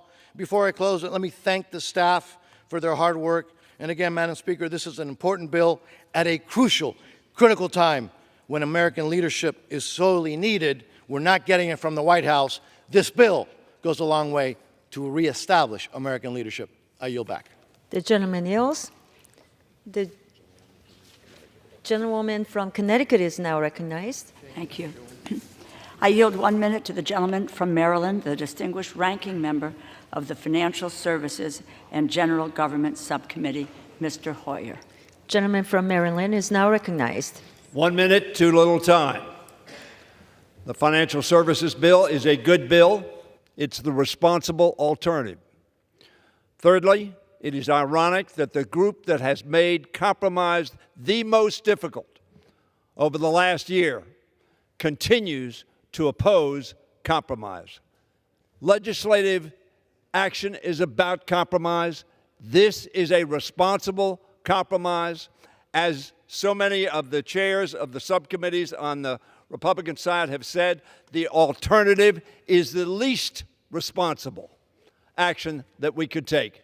I urge my colleagues to vote for this bill as the responsible, effective alternative, notwithstanding the fact that the operations up to this point of the Appropriations Committee have not been what they ought to be, and we all understand that. But it is our collective failure, caused, as I said, by a group who does not want compromise. Pass this bill. America needs this bill. It is a shame it's not going to be followed by passing aid for Ukraine. I yield back the balance of my time. The gentleman yields. The gentleman from Texas is recognized. Well, the distinguished former majority leader brings up FSGG, the Financial Services Bill. What he left out was the fact that we're going to give $200 million to the FBI for its new headquarters, even after Republicans touted in the last massive omnibus bill that we were cutting the FBI, and then relied upon getting rid of an earmark in Alabama to claim that it was a bigger cut than it really is. Now what is happening to the American people? Guess what? The FBI is getting a brand new shiny headquarters despite running ramshot over the American people, spying on them. And by the way, we extended FISA to continue spying on the American people. We also failed to prohibit the Treasury from establishing a central bank digital currency. House Republicans passed that, but in this deal that was cut, we don't do that. Why? Why? Why would it be so abhorrent to ban a central bank digital currency? I yield 90 seconds to my friend from South Carolina. Gentleman from South Carolina is now recognized. I woke up this morning to a text from an elderly lady. We are under attack, Congressman. Can Congress do anything to protect our borders? The blood of further deaths of Americans is on your hands. I disagree with my colleague, my good friends on the right side. This is anything but a national security bill. Look at what's happening at the border. Look at what's happening to the agents that got bum rushed in El Paso last night. Now, if you're willing, anybody that votes for this bill, you're saying, and for all the listeners, are you agreeing to $500 million for Jordan, including $150 million for border security in Jordan? Are you agreeing, do you like $125 million to help Egyptians attend college in Egypt? Is this where you want your money? Do you want $286 million for Title X, Title 10 family planning, which is an abortion clinic? Folks, the list goes on and on. This is insanity. Here's what I call on, here's the fix. I call on our Speaker and he's the only one can do it, to vote this bill down, take that mace down, which has to be in place. It's been in place for 182 years to have session in the House of Representatives, cut the lights off, and until the Senate accepts a total shutdown of the border, until they accept a total H.R. 2, we don't come back. Why fund a government that's working against us? It is total insanity. It's expired. The gentleman from Texas reserves. Gentlewoman from Texas is now recognized. I yield to the gentleman from Ohio, the chairman of the Homeland Security Subcommittee, Mr. Joyce, for 2 minutes. The gentleman from Ohio is recognized now. Thank you, Madam Speaker. I rise today in support of the package of appropriation bills under consideration. As chairman of the Homeland Security Subcommittee, I'd like to thank the full committee chair, Ms. Granger, for her leadership in assembling funding packages that reflect strong Republican priorities. The crisis at our southwest border has raged under the Biden administration. More than 2 million migrants crossed the border each of the last 2 years. That is not sustainable. So this bill makes key investments to secure the border, expand detention, improve technology, and deter illegal immigration. Under this bill, we provide $500 million to reach an end strength of 22,000 border agents, consistent with H.R. 2. To counter fentanyl, this bill provides $305 million for non-intrusive inspection equipment at our nation's ports of entry. This bill ensures ICE has the detention capacity it needs to enforce the law by providing 41,500 detention beds.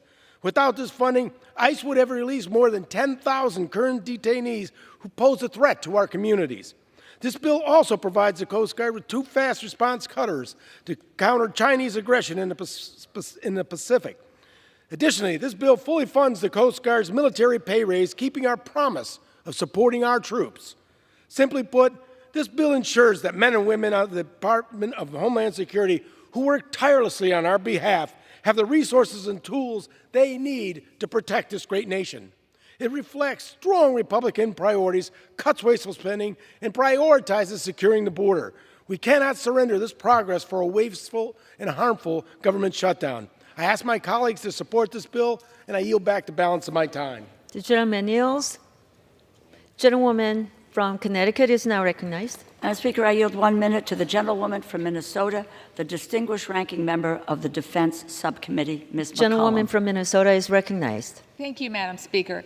While it's no secret that this appropriation cycle was tough, and as ranking member of the Defense Appropriations Subcommittee, Defense, I want to really thank Chairman Calvert for working in a bipartisan manner to get the defense bill done. This compromise defense bill is focused on 2 things: national security and our service members and their families. This bill provides our service members with the training and the equipment necessary to complete their missions and come home soon and safely as possible.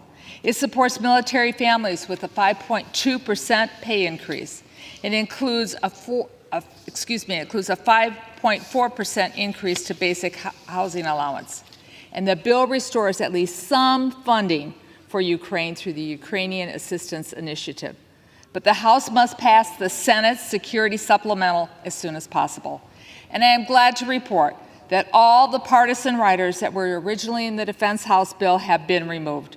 Madam Speaker, this minibus shows us that there is only one way to fund the government, and that's on a bipartisan basis. Full stop. Let's follow the example in the next appropriations cycle. And I urge members to support the bill. I yield back.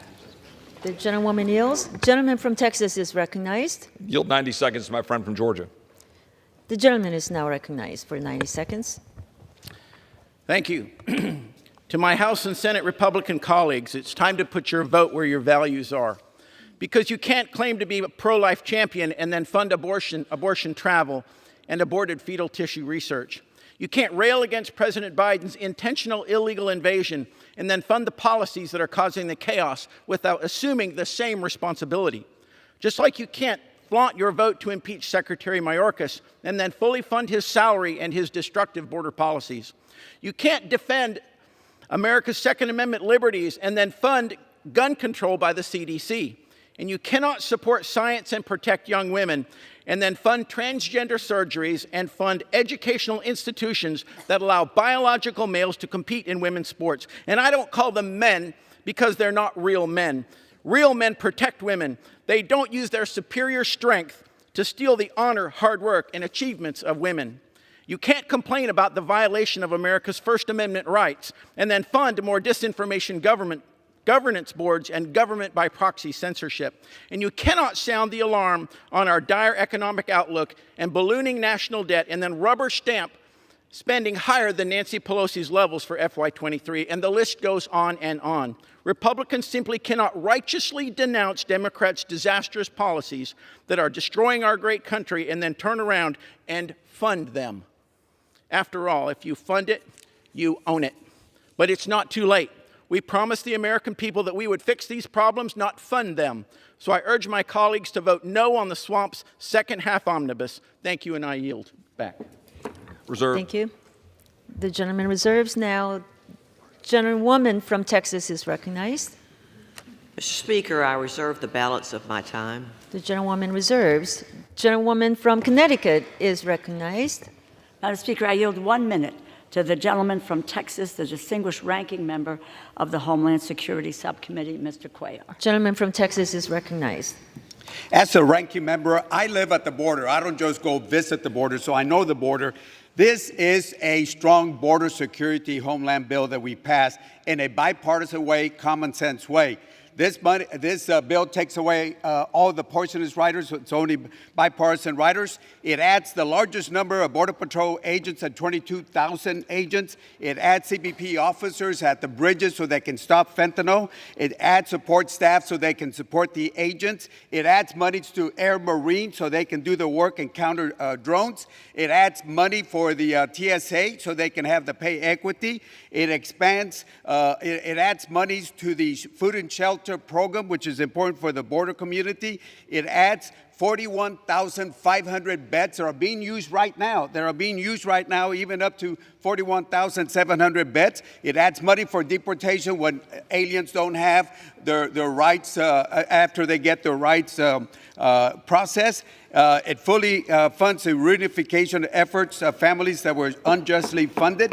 It adds money to Border Patrol and adds money to Stone Garden. I yield the gentleman 15 seconds. The gentleman has another 15 seconds. 15 seconds.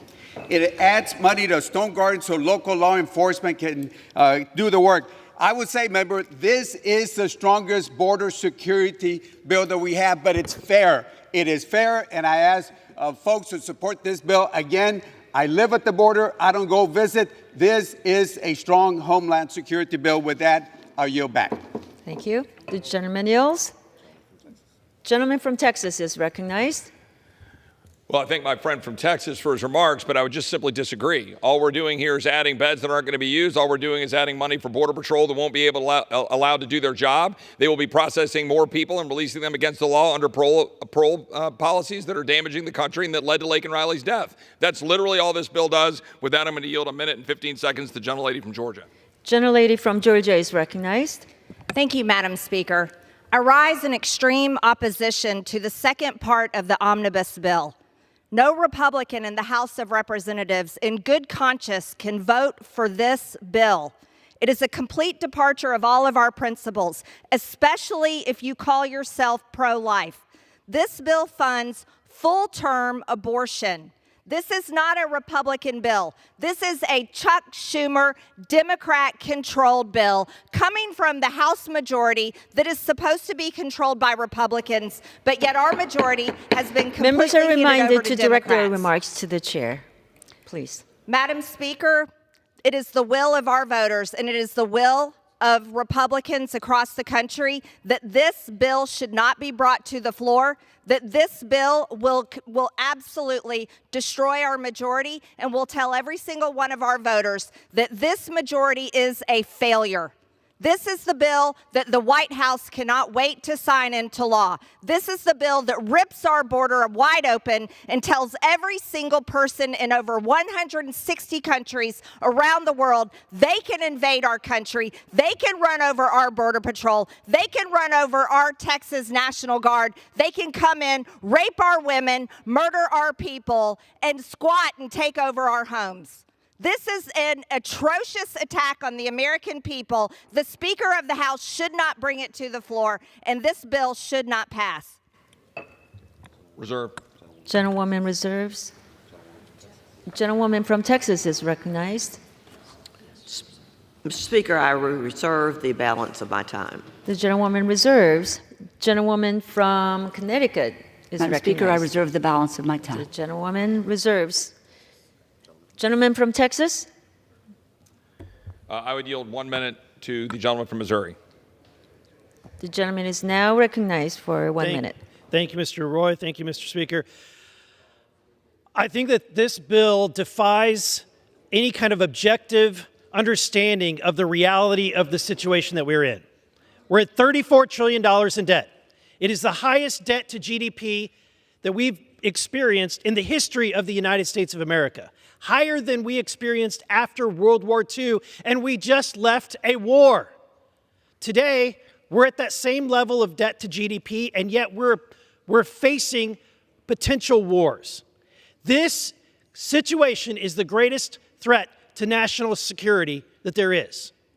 And to add more debt onto this nation is only risking us even further.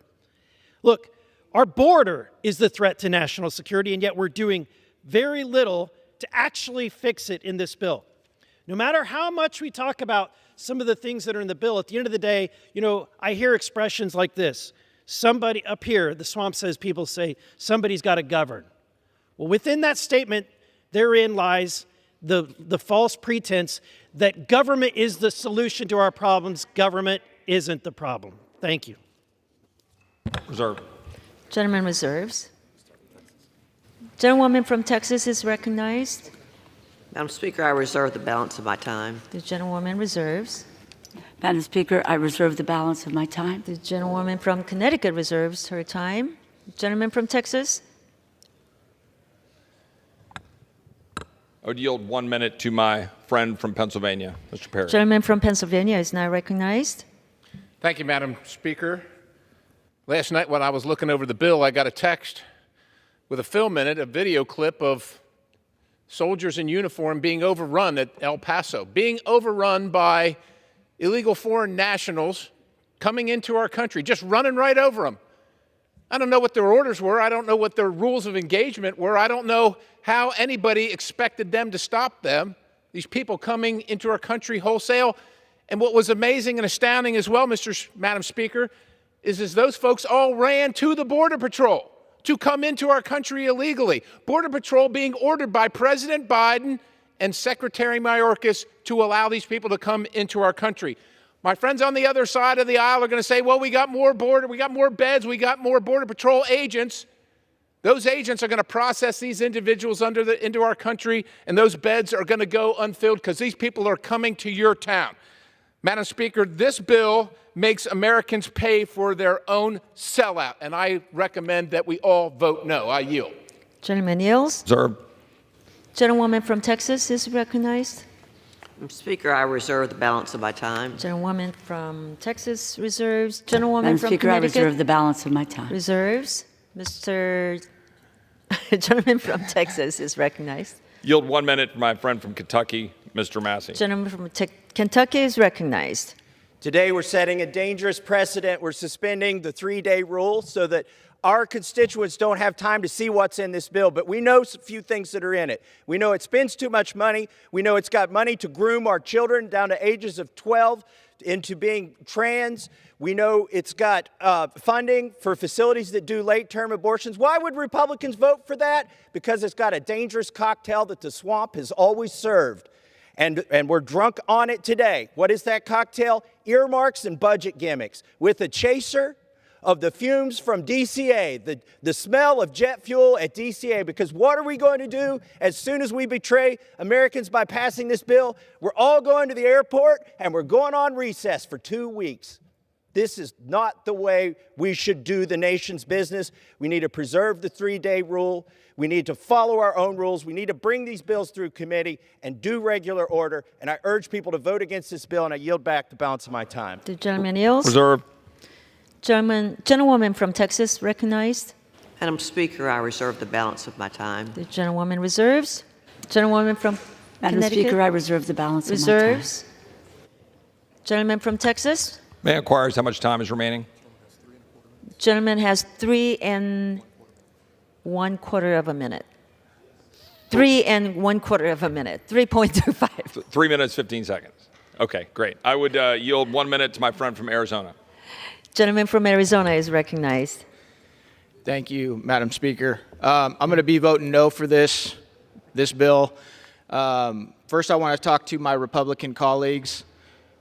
It's important that we understand that the American people don't expect us to win every time, but they sure as hell expect us to fight, and that's not what we're doing.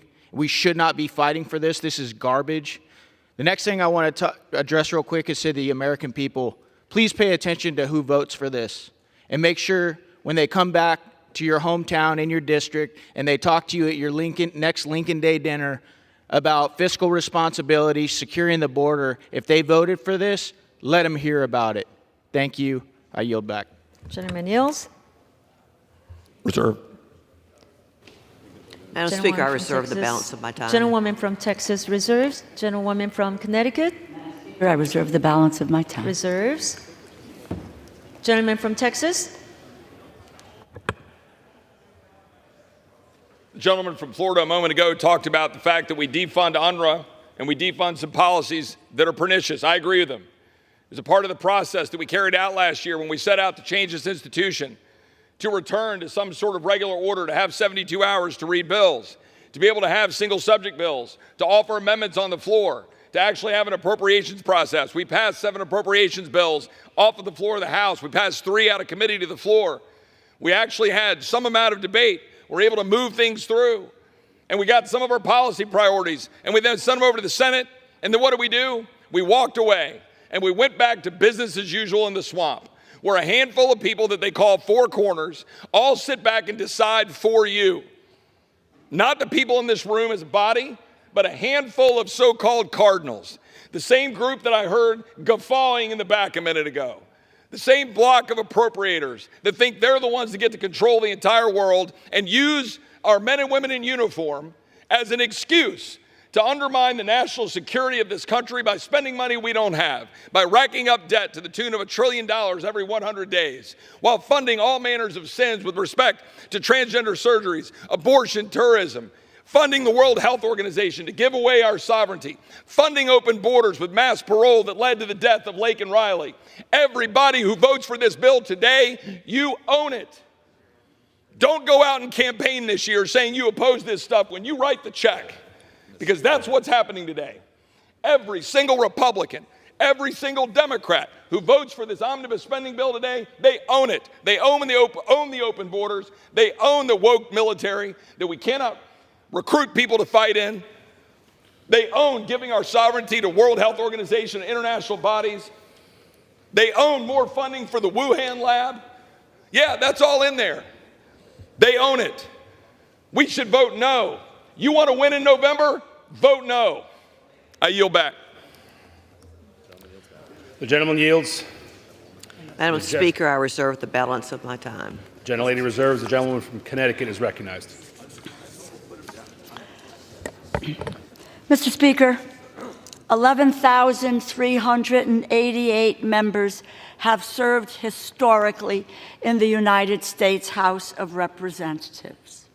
We are blessed, and what we are charged with is serving the American people. That is our job. It is not serving our individual philosophies, ideologies, or whatever it is that we believe. We need to govern on behalf of the American people. And I'm proud to have been working with Democrats and Republicans, united to make government work for the people of this country. It's a bipartisan bill. It sides with hardworking majority of the Americans. It helps to lower that cost of living. It protects women's rights. It reinforces America's global leadership. And yes, it helps our communities be safe and secure. It is not about what we do, is not about those of us who serve in this chamber. It is about what we do on behalf of the people of this country outside of this chamber. This bill serves the American people, and it has Democrat and Republican support to move forward. We are 6 months into this 2024 year. We have been unable to do the work of the people because some people will hold us back. Again, our job, why we are elected, is to serve the American people. That's what we are charged with. Never forget that we are blessed to serve here, and we have a duty to perform and to do what is right. I urge my colleagues to support this bill. It makes sense for us to do it, and we do it because we represent hard-working families in this country who put their faith and trust in us to do this job on their behalf. I yield back. Gentlelady yields. The gentlelady from Texas is recognized. Mr. Speaker, I urge my colleagues to support this bill, and I yield back the balance of my time. The gentlelady yields. The question is, will the House suspend the rules and agree to Resolution 1102? Those in favor say aye. Those opposed say no. In the opinion of the chair, 2/3 being in the affirmative, the rules are suspended. The gentleman from Texas is recognized. Request the yeas and nays. The yeas and nays are requested. Those in favor of a vote by the yeas and nays will rise. A sufficient number having risen, the yeas and nays are now ordered. Members will record their votes by electronic device. Pursuant to Clause 9 of Rule 20, this is a 15-minute vote on the motion to suspend the rules, which will be followed by a 5-minute vote on the motion to recommit on H.R. 1023 and the passage of H.R. 1023 if ordered. This is a 15-minute vote.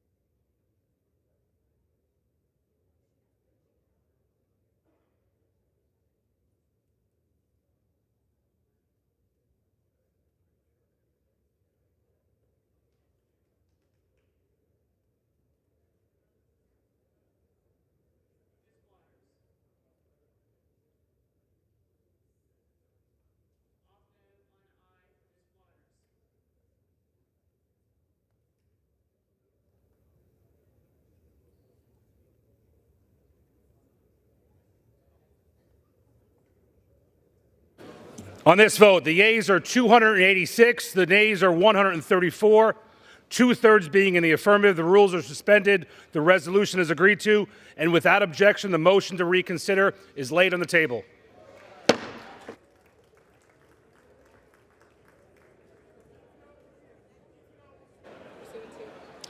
Pursuant to Clause 8 of Rule 20, the unfinished business is the question on agreeing to the motion to recommit on H.R. 1023, offered by the gentleman from California, Mr. Peters, on which the yeas and nays were ordered. The clerk will redesignate the motion.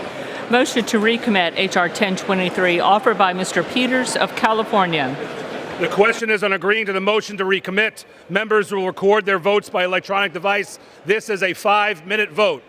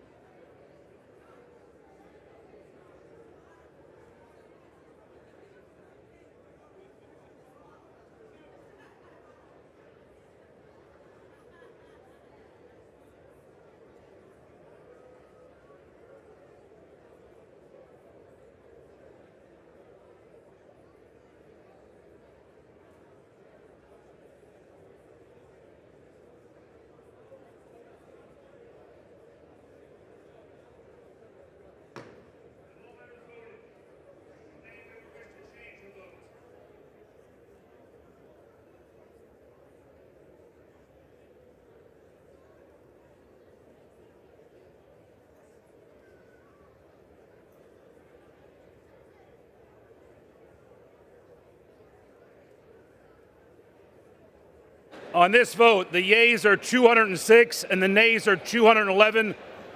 The motion is not adopted. The question is on passage of the bill. Those in favor, please say aye. Those opposed, please say no. The ayes have it. The bill is passed. For what purpose does the gentleman from New Jersey seek recognition? On that, I ask for a recorded vote. A recorded vote has been requested. Those favoring a recorded vote shall rise. A sufficient number having risen, a recorded vote is ordered.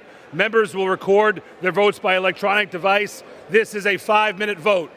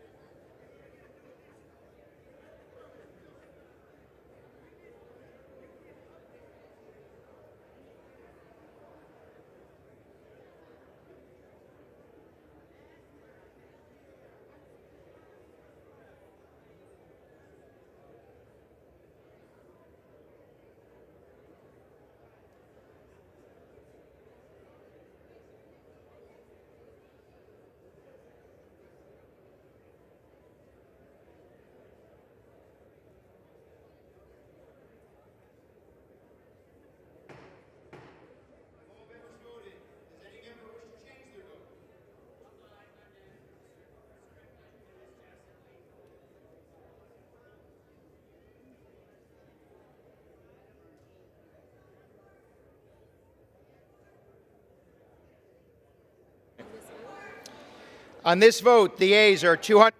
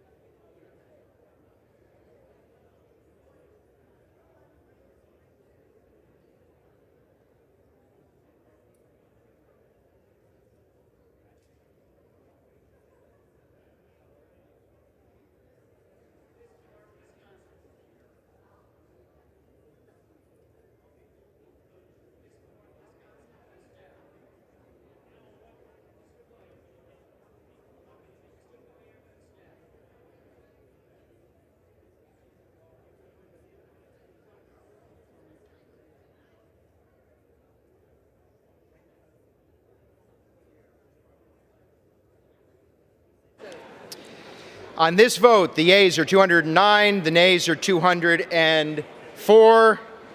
The bill is passed. Without objection, a motion to reconsider is laid on the table.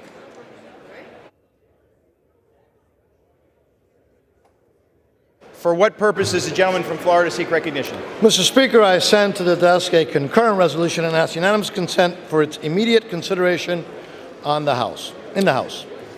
The clerk will report the title of the concurrent resolution. House Concurrent Resolution 100, concurrent resolution directing the Clerk of the House of Representatives to make a correction in the enrollment of H.R. 2882. Question?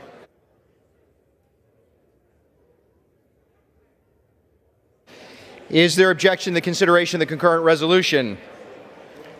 Without objection, the concurrent resolution is agreed to and the motion to reconsider is laid on the table.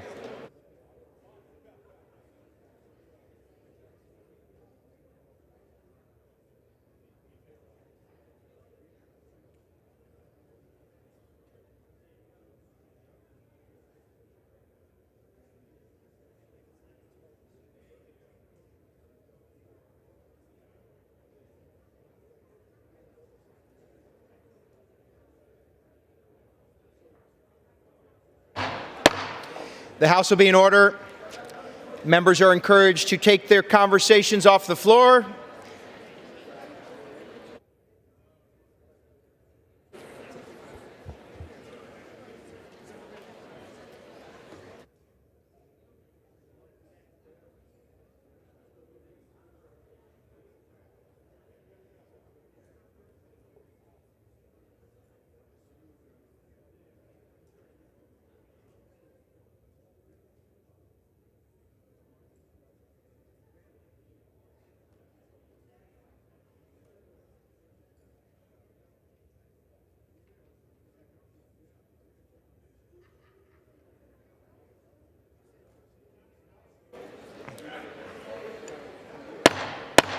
The House will be in order. Members are encouraged to take their conversations off the floor.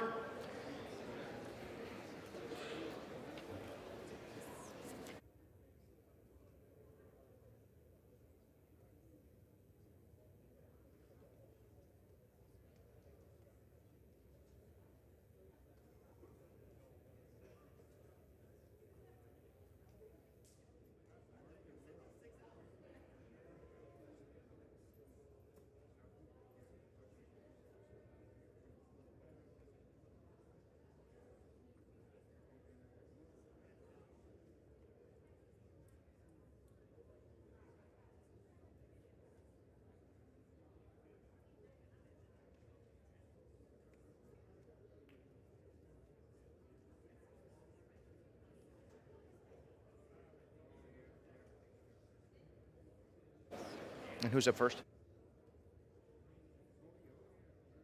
The chair will now entertain requests for 1-minute speeches. The chair will now entertain requests for 1-minute speeches. For what purpose? The House will be in order. Members are requested to take their conversations off the floor. The House will be in order. Could do that too. The chair will now entertain requests for 1-minute speeches. For what purpose does the gentleman from Montana seek recognition?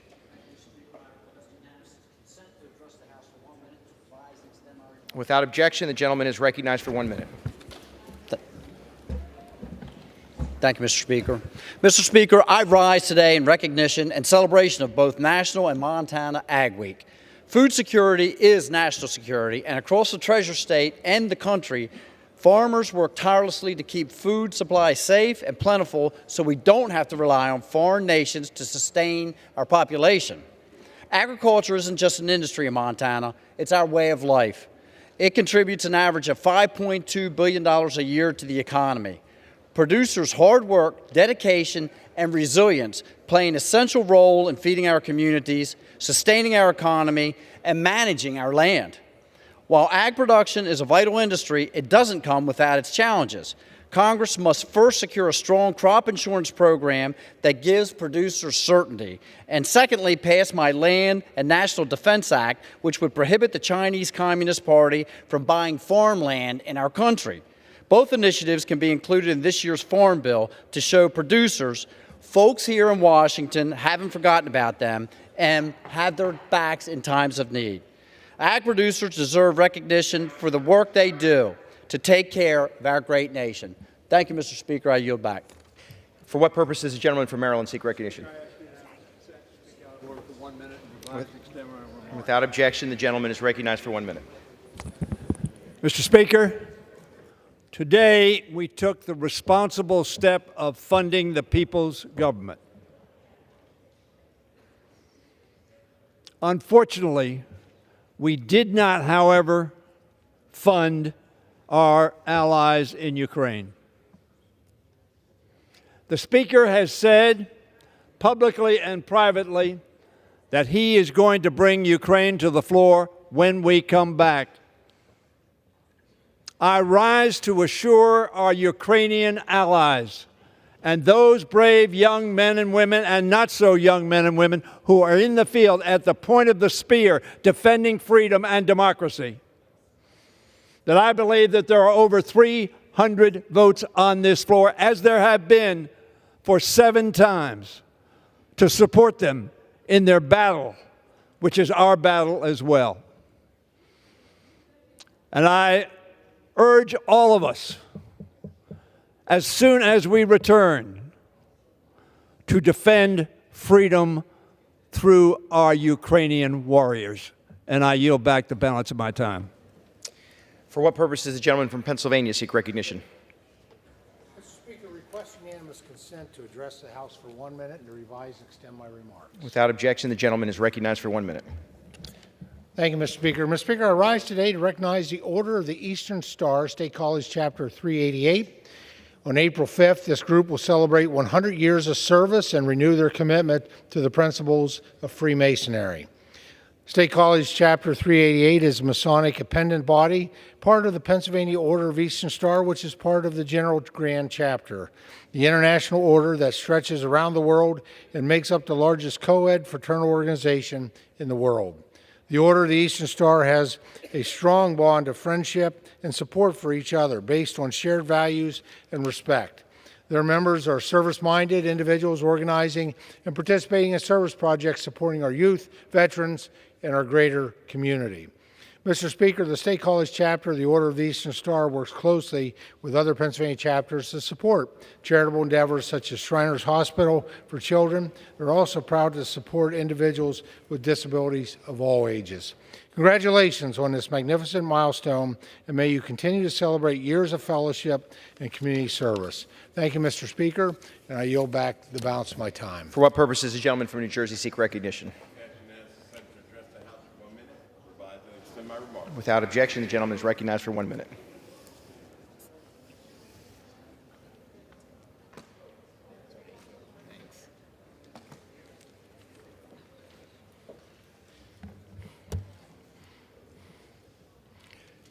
Mr. Speaker, I rise today to praise President Biden's work to improve housing in America. The President's leadership in this area has led to lower housing costs.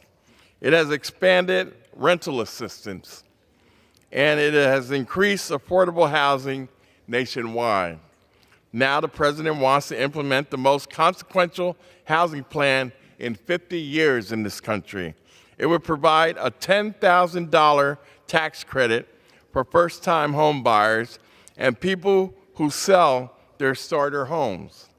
It would build and renovate more than 2 million homes. The plan would crack down on corporate actions that rob renters, and it would provide rental assistance for hundreds of thousands of families, veterans, and youth leaving foster care. It is a bold plan that would benefit millions of Americans, and I am proud to support it on the House floor today. And with that, Mr. Speaker, I yield back. For what purpose does the gentleman from Ohio seek recognition? Mr. Chairman, I ask unanimous consent to address the House for 1 minute and to be able to revise and extend my remarks. Without objection, the gentleman is recognized for 1 minute. Thank you, Mr. Speaker. I rise today to congratulate Marcia Fudge as she transitions from her role as Secretary of Housing and Urban Development. In Congress, I had the honor of working alongside her while serving the greater Cleveland area. Together, we worked to bring bipartisan wins back to the community, making Ohio a greater place. I cannot thank her enough for her dedication to public service, not only to the Buckeye State, but to an entire country. Whatever the next chapter holds for her, I have no doubt she will continue to do great things. Mr. Speaker, I yield back. For what purpose does the gentleman from Nevada seek recognition? I ask unanimous consent to address the House for 1 minute and to revise and extend my remarks. Without objection, the gentleman is recognized for 1 minute.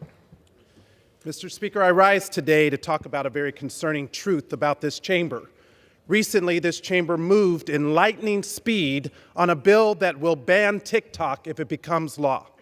I voted against that bill for many reasons. One being that the process was alarmingly fast, with little time to discuss the facts or the impact to small businesses or content creators, which actually should have ownership. Mr. Speaker, I find it very hypocritical that with all of the pressing, urgent matters before our nation, we swiftly moved this bill through committee and on the floor. And I'm not the only one noticing that fact. The American people are also asking why we can't act on other important issues, why we can't pass the John R. Lewis Voting Rights Act on the floor in 5 days. We haven't even been given an opportunity to have a hearing on the topic. Mr. Speaker, why can't we pass legislation to address the gun violence epidemic in this country, like my Break the Cycle of Violence Act or Congresswoman McBath's assault weapons ban? Mr. Speaker, why can't we have a hearing to address the housing crisis that's facing Americans, or pass my Home Act? You have time to pass a bill in 5 days to ban TikTok, but you do not have time to address the important issues facing the American people. For what purpose does the gentleman from Georgia seek recognition? To address the House for 1 minute and to revise and extend my remarks. Mr. Speaker, the House is not in order. The chair will remind all persons in the gallery they are here as guests of the House, and that any manifestation of approval or disapproval of proceedings is in violation of the rules of the House. For what purpose does the gentleman from Georgia seek recognition? Ask unanimous consent to address the House for 1 minute and to revise and extend my remarks. Without objection, the gentleman is recognized for 1 minute. Mr. Speaker, I rise today to congratulate Mr. Manny Diaz for an outstanding career during his last 36 years at the University of Georgia's men's tennis coach. Diaz is the SEC's all-time winningest coach with overall record of 767-192. He has guided the Bulldogs to achieve many great milestone awards. Throughout his career, Coach Diaz has led Bulldogs to win 29 SEC championships, 4 NCAA national titles, and 2 ITA Indoor National Championship wins. In 2023, Diaz's team was awarded another conference championship title and showcased their talent in the 2023 NCAA tournament. For his accomplishments, Diaz has been recognized as SEC Coach of the Year 7 times throughout his career, and 39 of his players have received a combined 77 All-American honors. Now, as he enters retirement, I would like to thank Diaz for his hard work and dedication to University of Georgia athletics. Through his guidance and supervision, his athletes have excelled as some of the nation's greatest. Thank you, Mr. Speaker, and I yield back. For what purpose does the gentleman from Ohio seek recognition? Without objection, the gentleman is recognized for 1 minute. Thank you, Mr. Speaker. I rise today in honor of my friend, my mentor and predecessor in Congress, the Secretary of Housing and Urban Development, Marcia Fudge. As Secretary Fudge retires, I join people from the White House to Warrensville Heights in celebrating her lifetime of service and achievement. Under her leadership, HUD helped more than 2 million families stay in their homes, served over 1 million people experiencing homelessness, and helped 250,000 Black homeowners purchase a home. Secretary Fudge has been a voice for justice and a champion for her constituents, and she has always been about results. Quite simply, in Congress and the Cabinet, she set the standard, and I am honored and humbled to follow as her representative of the 11th Congressional District. Congratulations, Secretary Fudge. We in Ohio's 11th Congressional District are excited to welcome you home. And with that, I yield back. For what purpose does the gentleman from Texas seek recognition? Without objection, the gentlewoman is recognized for 1 minute. Thank you very much, Mr. Speaker. I rise today to celebrate our Texas 24 hometown hero, Captain Greg Hewitt of Keller Fire Rescue. Captain Hewitt has devoted 16 years to protecting the safety of our North Texas community, and as a captain at Keller Fire Rescue Station 2, Captain Hewitt has diligently shown relentless dedication throughout his years of leadership and service. Throughout his numerous 48-hour-long shifts, Captain Hewitt consistently displays heroic bravery and a committed spirit to serving his team, his Keller residents, and our community. Captain Hewitt is not only dedicated to protecting North Texans, he's also a devoted husband to his wife, Megan, and a proud father of 3 beautiful children. As one of his biggest support systems, they've followed him along his firefighting journey. Congratulations, Captain Hewitt, on reaching the milestones of 16 years of service. I thank you for the kindness and devotion that you've shown to North Texans throughout your career. Thank you, and I yield back. For what purpose does the gentleman from North Carolina seek recognition? I ask for unanimous consent to address the House for 1 minute to revise and accept. Without objection, the gentleman is recognized for 1 minute.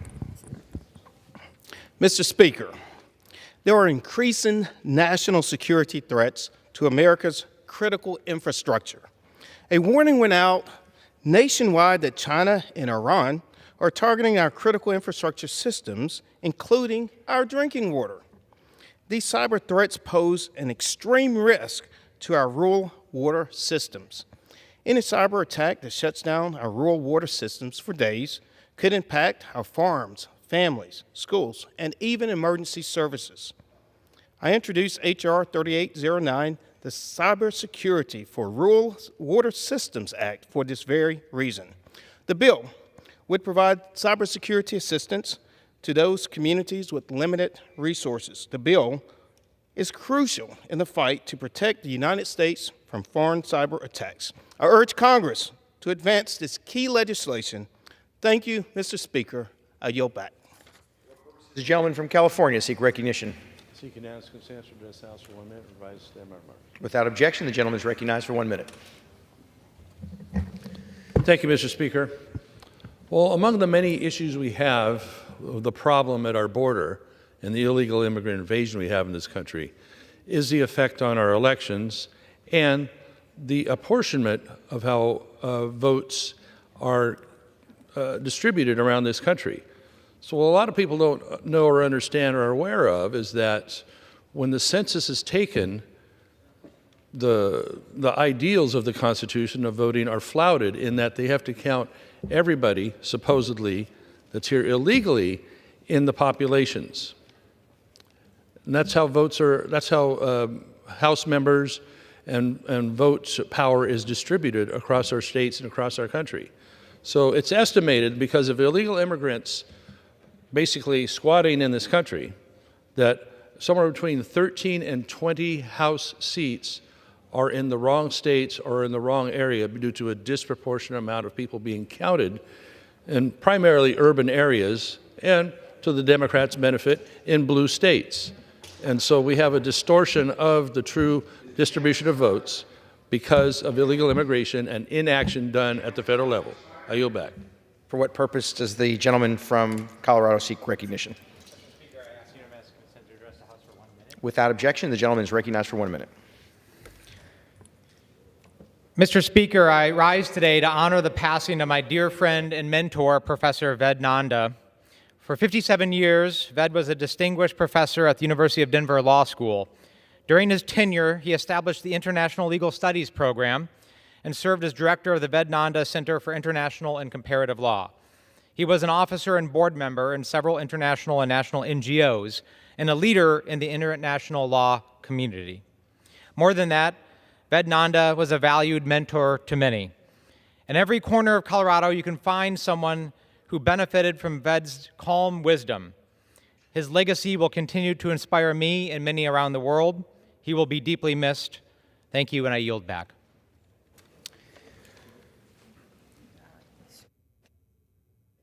For what purpose does the gentleman from California seek recognition? I request unanimous consent to address the House for 1 minute. Objection, the gentleman is recognized for 1 minute. Thank you, Mr. Speaker.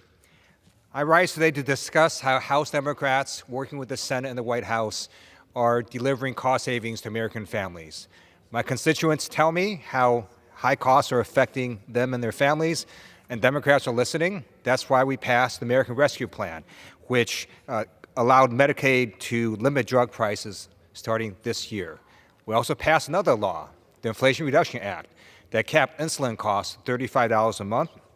And as a result of these laws, the three largest manufacturers of insulin have announced that they would slash the cost of insulin by 75%. These are real cost savings for the 62,000 constituents in my district who are living with diabetes. What are Republicans focused on? Well, the Republican Study Committee just released a budget. About 70-some% of the members are part of that committee that wants to raise the retirement age for Social Security, end Medicare as we know it, ban IVF, and roll back the Affordable Care Act. The two parties are not the same. For what purpose does the gentleman from New Hampshire seek recognition? Without objection, the gentleman is recognized for 1 minute. Thank you, Mr. Speaker. I rise in opposition to the reckless budget proposal released this week by a group of House Republicans.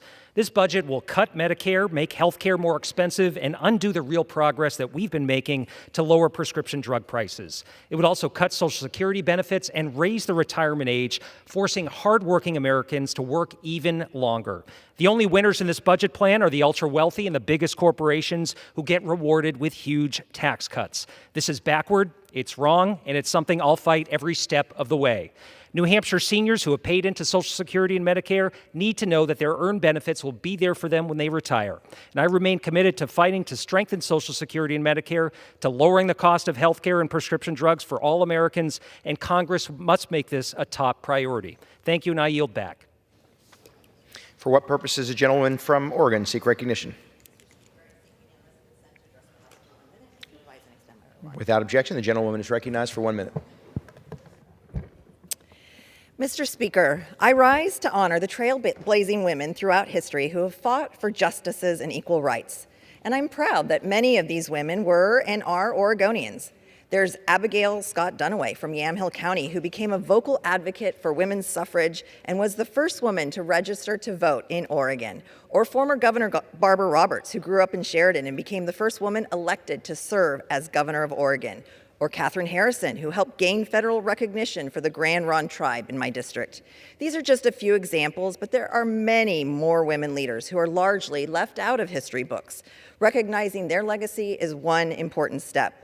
But we must continue building on the progress they've already made. That's why I will keep working to expand access to paid leave and affordable childcare, protect reproductive freedoms across the nation, and put an end to violence against women and girls.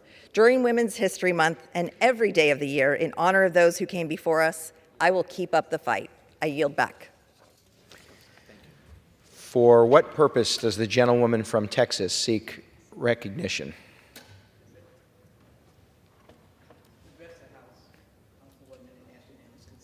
Without objection, the gentlewoman is recognized for 1 minute.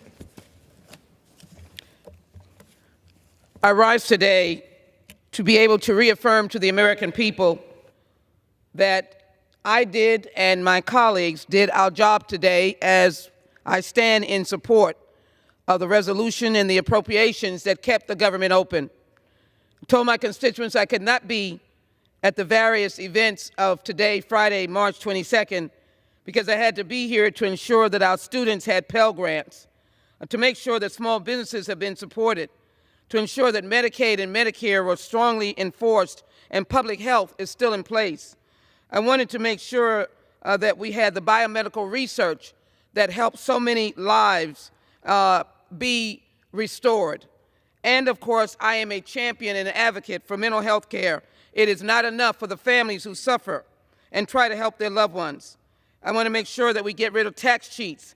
And of course, the drug of choice that kills Americans, fentanyl. I want to be part of the fight as a senior member of the Judiciary Committee, and to be sure that Ukraine and Gaza gets the appropriations and the dollars that they need. We stood to keep the government open today, and I am excited about the fact that that vote went through with my help and the help of my colleagues. Mr. Speaker, this is important enough to let the American people know the government is open now. The chair lays before the House a communication. The Speaker's Rooms, Washington, D.C., March 22, 2024. I hereby designate the period from February, March 22, 2024 through Monday, April 8, 2024 as a district work period under Section 3Z of House Resolution 5. Signed sincerely, Mike Johnson, Speaker of the House of Representatives. Under the Speaker's announced policy of January 9, 2023, the gentlewoman from Florida, Ms. Salazar, is recognized for 60 minutes as the designee of the Majority Leader. Thank you, Mr. Speaker, for recognizing me. And President Ronald Reagan warned in 1985 that America has an unrelenting obligation to halt communist penetration in our hemisphere. If we fail to meet this obligation, we will send the unmistakable signal that the greatest power in the world is unwilling and incapable of stopping communist aggression in our own backyard. Right now, we're facing that scenario in the island of Cuba and Haiti. History teaches us that the current threats in our hemisphere must be addressed with the utmost seriousness, for these issues go to the heart of American security and American history. I stand here today to ensure that once again we learn from history and understand that the turmoil in our hemisphere, in America's own backyard, can and must be stopped, or the price we pay will be dear. Let's focus on Cuba and Haiti. The stakes are incredibly high. The Cuban people live in a perpetual cycle of misery and despair at the hands of their communist oppressors. They are deprived of basic necessities like food and electricity, living in literal darkness for hours a day, a product of the communist regime's intentional rolling blackouts. The regime has adopted the slogan Patria o Muerte, or patriotism or death, while subjecting the Cuban people for the last 60 years to conditions that will surely lead them to the latter, death from deprivation. A few days ago, Cuban protesters bravely took to the streets of Santiago and other cities on the island after once again being subjected to massive food shortages and blackouts for up to 18 hours a day. Now the protesters are crying out Patria y Vida, or patriotism and life. In response, the Cuban regime, did what they always do, blame us, the United States, for our embargo. But we fully understand the operations manual for the communist Cuban regime's propaganda machine. They have been exploiting, starving, imprisoning, and beating their own people for decades. But we know the truth. We, as a Congress, as an American people, can take several steps to ensure the protesters' voices are not shouting in vain. First, I am calling on President Biden and the administration to take a stronger stance against the Cuban regime and stand in solidarity with the brave freedom fighters pouring onto the streets all over Cuba. United States support for the Cuban freedom fighters is not a partisan issue. It is a morally right and intimately linked to our own security and our own history, freedom, and democracy. We know that information is power. So let's provide internet access to the Cubans now so they can have a window to the free world. Now, I am talking to the Cuban military commanders. I have a crucial message for you. History has its eyes on you. It is inevitable that peaceful protesters will continue to take to the streets in Cuba in the hopes of finding freedom. And there will come a time when your moral integrity will face the ultimate test, whether or not to raise your weapons against your own neighbors and your own friends. My message from this floor is very clear to the Cuban military commanders. Make the right choice. Do not shoot at your own fellow citizens. Do not shoot at the Cuban people. Myself, as a member of this Congress, the United States of America, and history itself will recount these days, and your own legacies will be a result of you holding your fire. Now, this is not just Cuba that needs our attention. Another monster is looming large in our backyard, threatening America's security: Haiti. Haiti is crumbling, a completely failed state in anarchy, overrun by gangs, violence, and chaos. Haiti's humanitarian, political, and security crisis grows worse by the second, while most people are on the brink of starvation.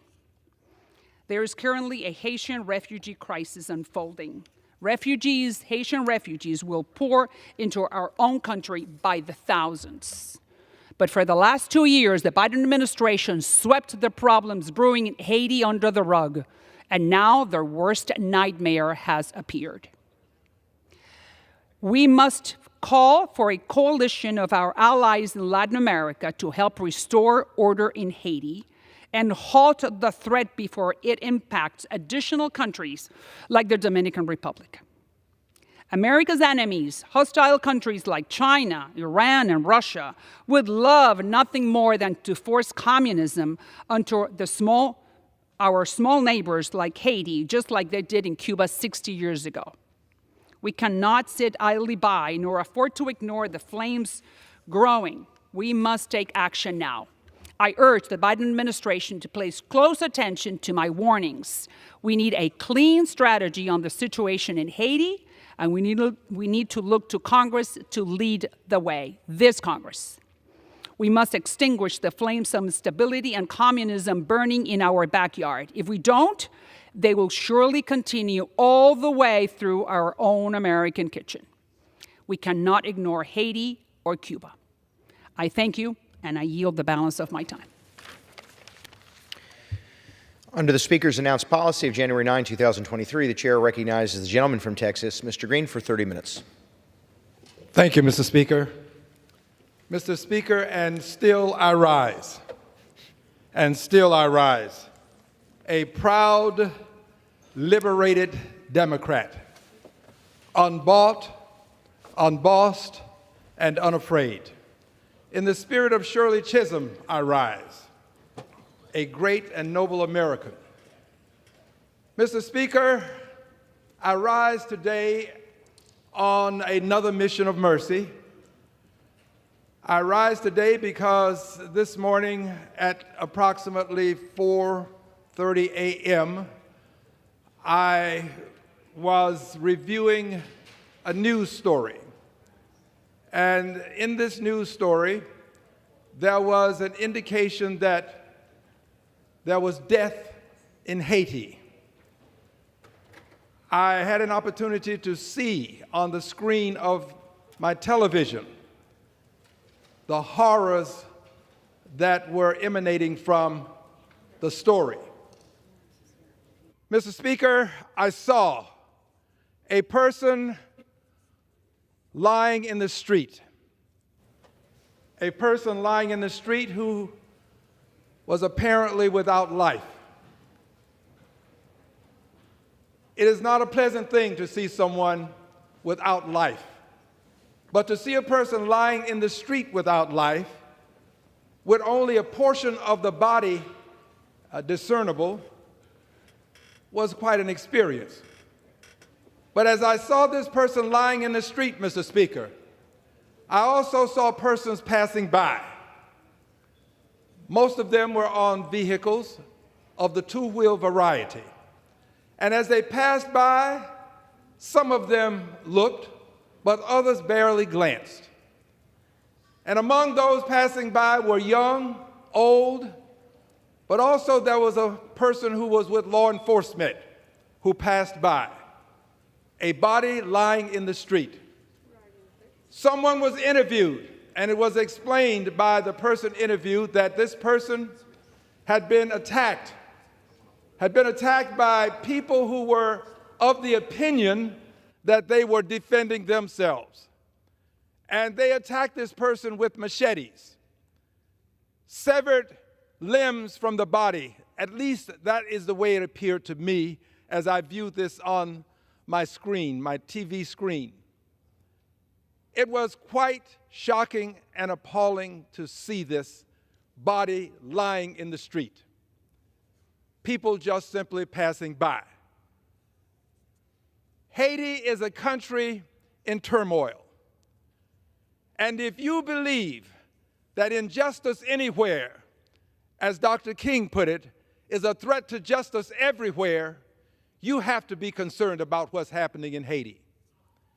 You have to be concerned. The statistical information related to the atrocities that are occurring can stir the soul, can literally cause persons to come to tears if you truly care about people. I'd like to share some of the information, and hopefully those who believe that injustice anywhere is a threat to justice everywhere will have some concern about the injustice that's taking place in Haiti. According to the UN Special Representative for Haiti, more than 8,400 people were victims of gang violence in Haiti in the last year. The last year alone, more than 8,400 people victims of gang violence. Now, Haiti is a country with a population of a little more than 11 million, perhaps about 11,500,000. Haiti is a country that is closer to the United States than Houston, Texas is to El Paso, Texas. Haiti is just off of our shores. We ought to be concerned. Haiti last year, including killings, injuries, and kidnappings, had about a 122% increase over 2022. The UN Commission for Human Rights, Volker Turk, warned that across Haiti last year, at least 3,600 people had been killed, 1,432 injured, 2,951 kidnapped in gang-related violence, and this was as of November. The number of injuries in Haiti. According to the United Nations Quarterly Report on Human Rights situated in Haiti, lynchings, something that causes me a good deal of concern with my history. My history is one that has suffered great lynchings. Lynchings have left at least 76 people dead across the country. At least 1,634 people were killed or injured as a result of violence by criminal groups. Gangs of people killing 1,634 people. At least 693 people were kidnapped in the last quarter of 2023, an increase of 18% over the previous quarter. At least 53 children, some as young as 6 months old, were kidnapped, killed, or injured during the last quarter of 2023. This ought to cause people who believe that injustice anywhere is a threat to justice everywhere to have some concern. Almost 500 children had no time to escape from a school that they were trapped in and had to remain in that school for some 2 days. the healthcare situation in Haiti has greatly deteriorated. According to The Guardian, Haiti's healthcare system has all but collapsed amid the ferocious gang insurrection that's taking place. Hospitals have been set ablaze, doctors have been murdered, and even basic medical supplies have dried up. Currently, only one public hospital in Haiti's capital, Port-au-Prince, remains operational, but is expected to shut its doors. Mr. Speaker, a summary of the food situation can bring one to ask, how could we allow such circumstances to exist? According to NPR, since the COVID virus took its toll, at least 4 million people in Haiti have been acutely food insecure. And now, out of those 4 million, 1 million are one step away from famine. According to the Washington Post, there were disturbances in January and food prices jumped 25%. In the South, where roadblocks came up and trucks weren't able to get to Port-au-Prince with basic necessities. Mr. Speaker, the World Food Program survey found that as prices go up, household incomes are going down because people can't go to work and are sheltering in place and aren't going to earn money. If we truly believe that injustice anywhere is a threat to justice everywhere, we have to be concerned about the persons in Haiti because many of them will want to leave and seek safety elsewhere. Some of them will make an attempt to come to this country. Unfortunately, our country has a history of turning Haitians away. It wasn't that long ago that as the persons from Cuba were escaping Cuba and coming to this country, we had a policy that was called, if you will, wet foot, dry foot. This policy of wet foot, dry foot would allow a Cuban to get 1 foot on dry land in the United States of America and then move forward into the country, move forward on a pathway that would lead to jobs, that would lead to a better life, and possibly lead to citizenship in the country. Wet foot, dry foot was the name of the policy. It applied to Cubans. At the same time, Cubans were arriving in this country from Castro's Cuba, as we have called it. But as Cubans were arriving in this country, Haitians were arriving. Haitians were fleeing poverty and despair, hunger, death. At the same time they were arriving, the Haitians could get both feet on dry land, could acquire a job, but if they were discovered, they were sent back to Haiti. One policy for persons coming from Cuba, known as wet foot, dry foot, that is the way the policy was styled. And another policy for persons coming from Haiti that would cause them to be returned to Haiti, back to despair, back to poverty, and some of them back to lives that are unthinkable as we envision life for human beings.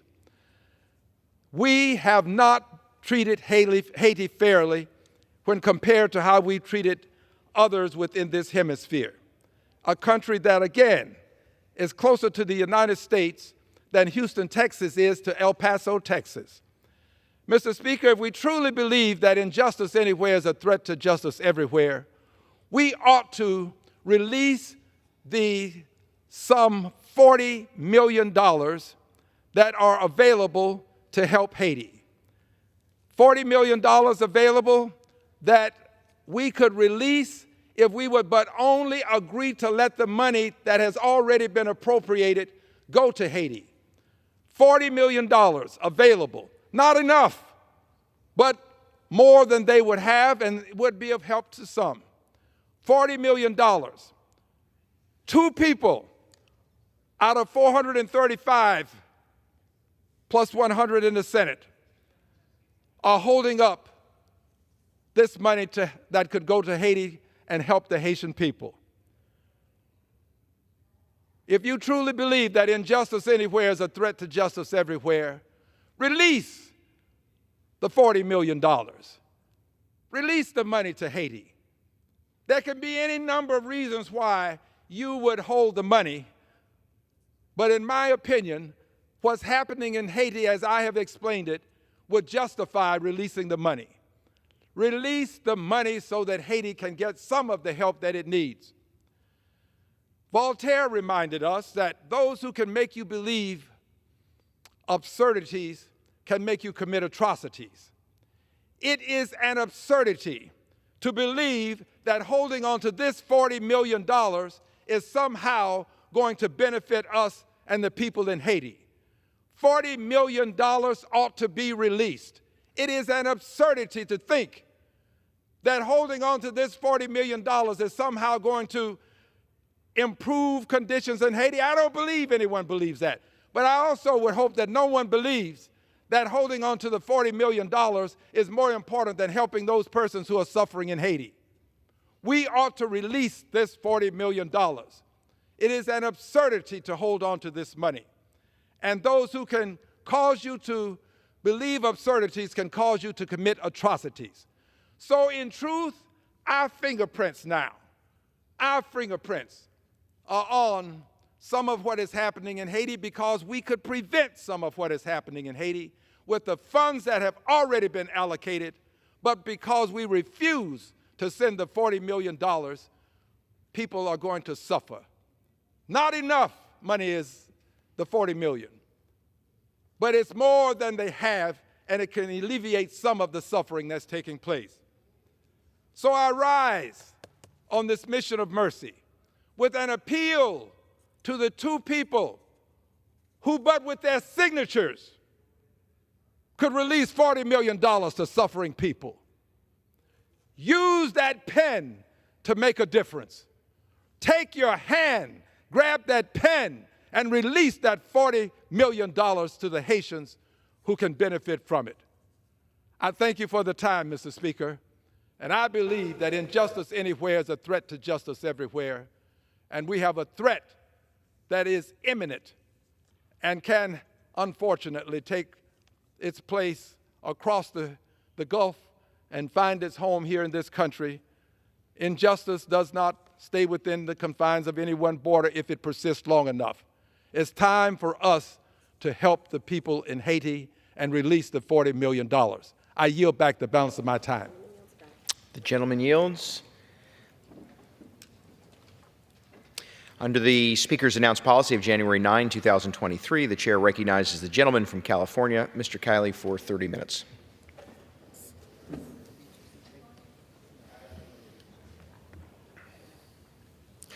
Mr. Speaker, COVID-era school shutdowns were the most consequential political failure of at least the 21st century. And we are finally starting to see some recognition of that.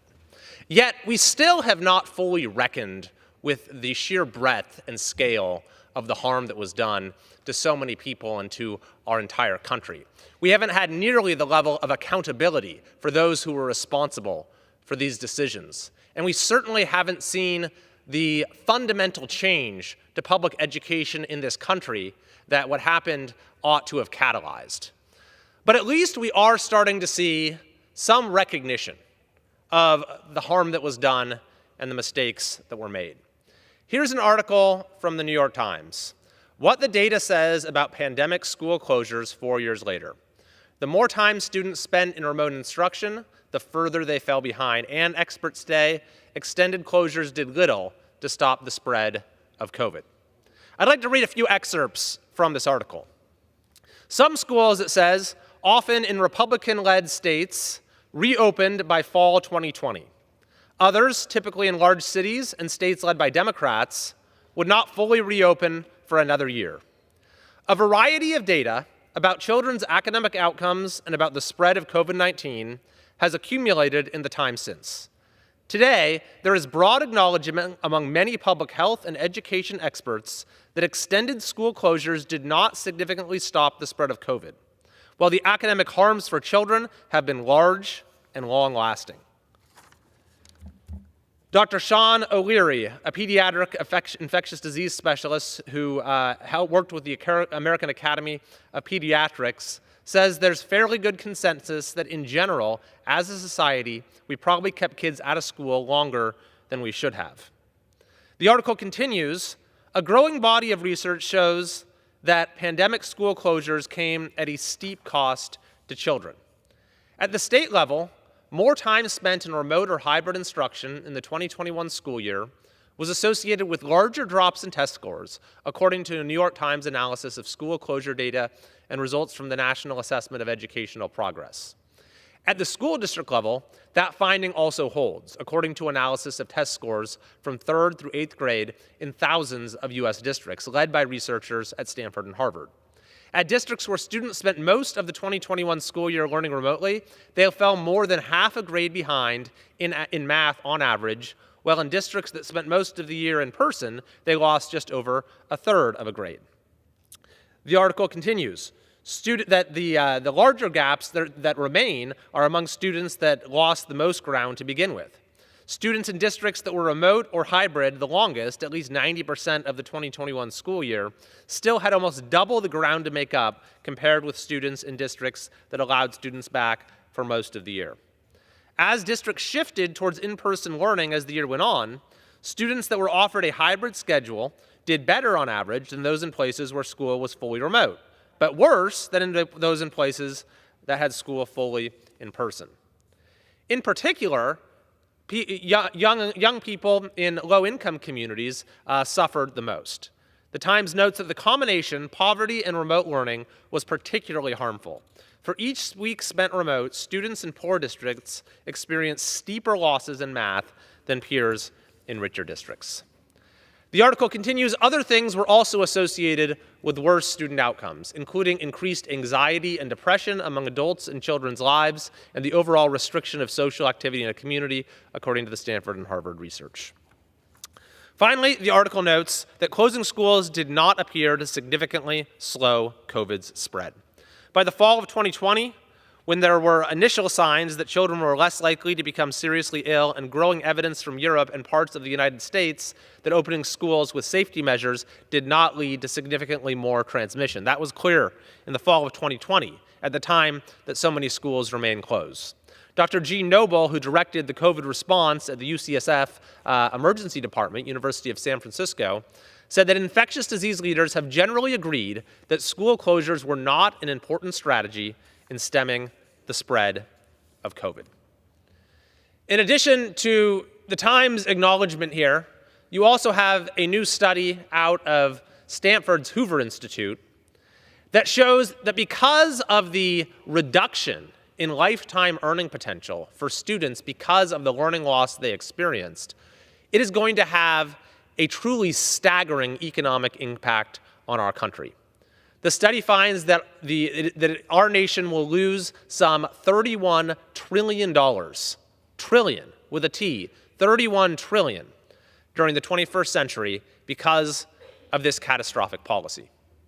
Now, while this Times article is collecting data 4 years later, this was all very clear at the time, from nearly the beginning of the pandemic. I said so myself when our governor, Gavin Newsom, in early July of 2020, ordered California schools to be closed for the coming school year. I released a statement saying today's decision elevates the appearance of safety over actual student safety. A growing body of evidence suggests school closures do little to flatten the epidemic curve while they are a calamity for kids. And I certainly was not alone in saying so. On June 29th of 2020, the American Academy of Pediatrics, quote, said that strongly all policy considerations for the coming school year should start with a goal of having students physically present in school. I did a survey of my district at the time. This is June, July of 2020, heading into the 2021 school year. 6,028 people responded, and over 80% said they wanted an in-person learning option to start the school year. And yet our governor, like many others, did not abide by their wishes. He shut down schools across the state. But tellingly, he sent his own children to in-person private school at the exact same time that he was expelling millions of less fortunate kids from California public schools. That tells you everything you need to know about the fact that he knew that his policy was the wrong thing to do. And while California was the very worst state in the country, dead last out of all 50 states in getting kids back to school, many states in this country reopened their schools far too slowly. Although many did, in fact, open for the fall of 2020, and their children experienced very little learning loss. And that is further evidence of what the data made very clear at that time. Now, the Biden administration, for its part, was complicit in all of this. The administration, for example, had all of the wrong priorities, going after the governors who refused to do child mask mandates rather than criticizing the governors who refused to open schools. The Education Department even sued, the Biden administration even sued states that opted not to do child mask mandates. Mandates, by the way, that flew in the face of all available evidence and ran directly against what the WHO recommended in some cases and our counterparts in Europe. The administration sued governors for refusing to enforce child mask mandates and yet would not criticize governors who refused to open schools. I asked the Secretary of Education about this myself at a hearing last year. I said, did you ever criticize Gavin Newsom or governors like him for refusing to open schools? Did you ever encourage them to open schools? And he could not give me a single example of when he did so. So the blame for this disastrous set of policy decisions lies first and foremost with the state leaders who made them. But the Biden administration was very much complicit in something that is going to be with our country, the harms of which are going to be with our country for a very long time. And so why is it important to still focus on this, now that we're through the pandemic and kids are back in school? In one infamous article in The Atlantic, the writer proposed that we have a pandemic amnesty, and we just forget everything that happened, and we avoid revisiting the mistakes that were made. But I think that is exactly the wrong thing to do, for a few reasons. The first is that it's an insult to the millions and millions of kids across this country who have suffered so much, who suffered dramatic learning loss, whose learning and lives and careers are now going to be held back, who suffered from a mental health perspective, from a social development perspective, who weren't able to play youth sports, who suffered so many other things because of what political leaders, people in power, knew to be the wrong decision. What's more is this harm is still ongoing. The harm that kids suffered, the learning loss that they suffered, they have not regained the ground that was lost. And frankly, we have not done nearly enough to try to provide the support that is needed to help students regain those losses more quickly. But finally, what happened during the COVID era provided a window into the broader failures in public education in many parts of this country. California, for example, even before COVID, ranked last out of the 48 states, second actually in the continental US, second to last out of all 50 states when it came to education outcomes in low-income communities. And then, lo and behold, California also had the worst COVID policies with the longest school shutdown. And so these both facts derive from the same underlying cause, which is that our public education system simply is not about the kids. We see that right now in the ongoing attacks on charter schools, where this administration has tried to cut grants for charter schools, where California has made it much more difficult to open and to replicate high-performing charter schools, and where just last week, the second largest school district in the country, the Los Angeles Unified School District, voted to restrict the operation of charter schools in what is largely a failing district.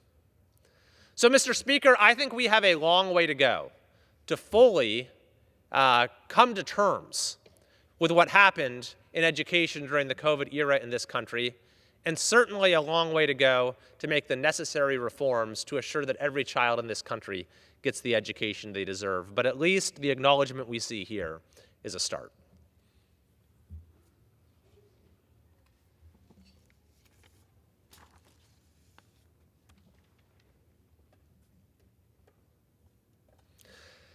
Mr. Speaker, I would like to take a moment to recognize a truly remarkable veteran and community member in my district, Mr. Shigeru Oshii, for his 100-year milestone birthday. On February 26th, in Folsom, California, Mr. Oshii celebrated a century's worth of life experiences and history, which included many notable events and personal accomplishments, as well as much adversity and hardship. Mr. Oshii was born in 1924 and was raised in East Los Angeles, where he experienced the economic downturn of the Great Depression. Less than 2 months before he was to graduate high school, World War II commenced and was underway. After the attack on Pearl Harbor, Mr. Oshii and his family were ordered to an internment camp in Inyo County due to their Japanese ancestry. After being released from the internment camp 1 month after his 19th birthday, this was in 1943, he went on to pursue higher education at Macalester College in Minnesota. He was able to complete 1 year at the college before being drafted by the U.S. Army. Now, despite the challenge of living through incarceration in an internment camp, Mr. Oshii recalls being eager to show his loyalty to the United States by serving in our military. As part of his service, he graduated from the Military Intelligence Service Language School and was deployed to Hiroshima, where his family originated, to support his fellow soldiers and assist in post-war efforts. Following his service in World War II, he completed his degree, and then in the spring, the graduate record exam was administered nationally for the first time, and he received a perfect score in math.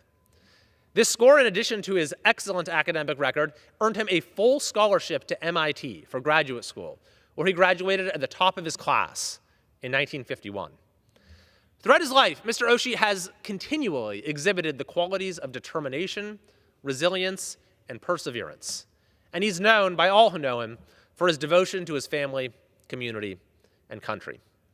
I had the privilege of meeting Mr. Oshii at his 100-year birthday celebration.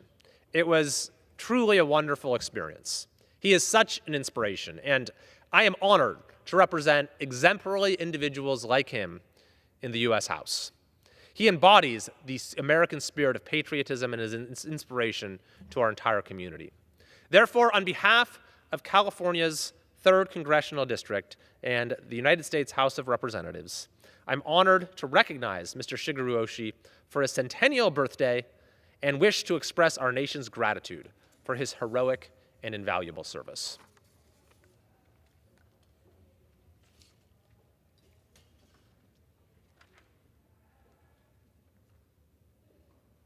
Mr. Speaker, I wish to recognize the retiring town manager for the town of Mammoth Lakes, Daniel C. Haller, for his years of service to the Mammoth Lakes community. Mr. Haller has served the people of Mammoth Lakes for more than a decade with an overall career in public service of over 36 years. Mr. Haller began his government career in 1987. Throughout his career, he worked for many different municipalities, including the city of Glendora, the city of West Covina, Douglas County in Nevada, and lastly, the town of Mammoth Lakes. During Mr. Haller's tenure as Mammoth Lakes town manager, he successfully managed the town's budget and 106 full-time employees, assumed a leadership role in 4 disaster declarations, including extreme weather events and COVID-19, promoted housing projects and programs, invested in parks and recreation amenities, improved recycling programs, and enhanced overall services in the town of Mammoth Lakes. Mr. Haller achieved a wide diversity of accomplishments to improve the quality of life and experiences for residents, businesses, and visitors of Mammoth Lakes. One particularly noteworthy accomplishment was his leadership in the development, funding, and partnerships supporting a new community recreation center, home of the LA Kings Ice at Mammoth Lakes and the Mammoth Rec Zone. It is because of the commitment of people like Mr. Haller that Mammoth Lakes is such a great place to live, work, and raise a family.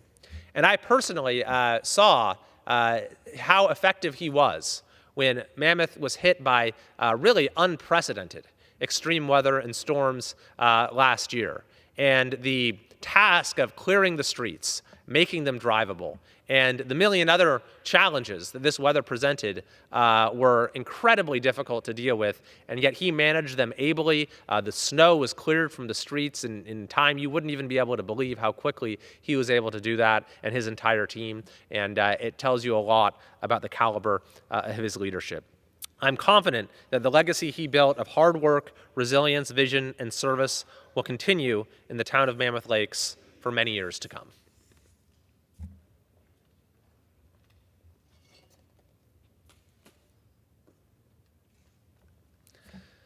Mr. Speaker, I'd like to take a moment to recognize U.S. Army Sergeant Maciel Hay, who recently made history as the first woman on active duty to graduate from the United States Army's sniper course. Sergeant Hay grew up shooting guns on her family's ranches in California and Oregon, with the ability to quickly find targets, earning her the nickname Sniper. However, her interest and motivation in becoming a sniper didn't begin until she attended a local community college in my district, Sierra College. Defying odds, she completed basic training while qualifying as an expert with the M4 assault rifle, and then went on to graduate from airborne school. To attend sniper school, Sergeant Hay went through a scrupulous selection process, meeting numerous mental and physical requirements, demanding exceptional marksmanship skills and a high level of fitness, discipline, and concentration.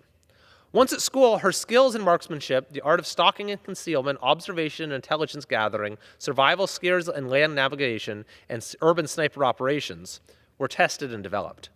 Through determination, resilience, and sacrifice, Sergeant Hay successfully completed the training, living up to her childhood nickname and becoming the first female active duty Army sniper. I commend Sergeant Hay for her incredible capabilities, motivation, drive, and teamwork skills, and I am confident that her achievement will inspire many others towards their goals. On behalf of California's 3rd Congressional District and the United States House of Representatives, I am honored to recognize Sergeant Hay for this historic accomplishment and wish to express gratitude for her heroic and invaluable service to our country.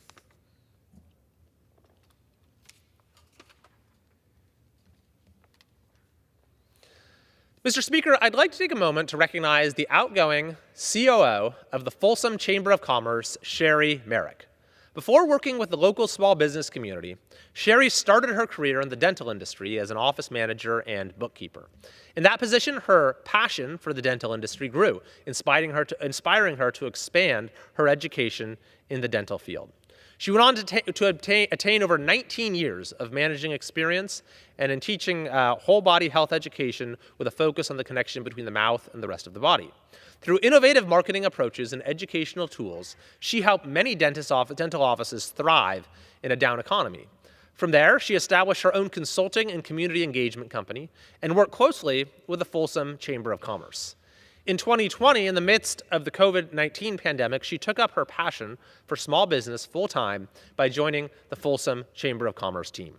During that time, she played an instrumental role towards helping many organizations face and overcome the challenges surrounding the pandemic. For almost 7 years as a whole, Sherry devoted her time and talents to Folsom businesses.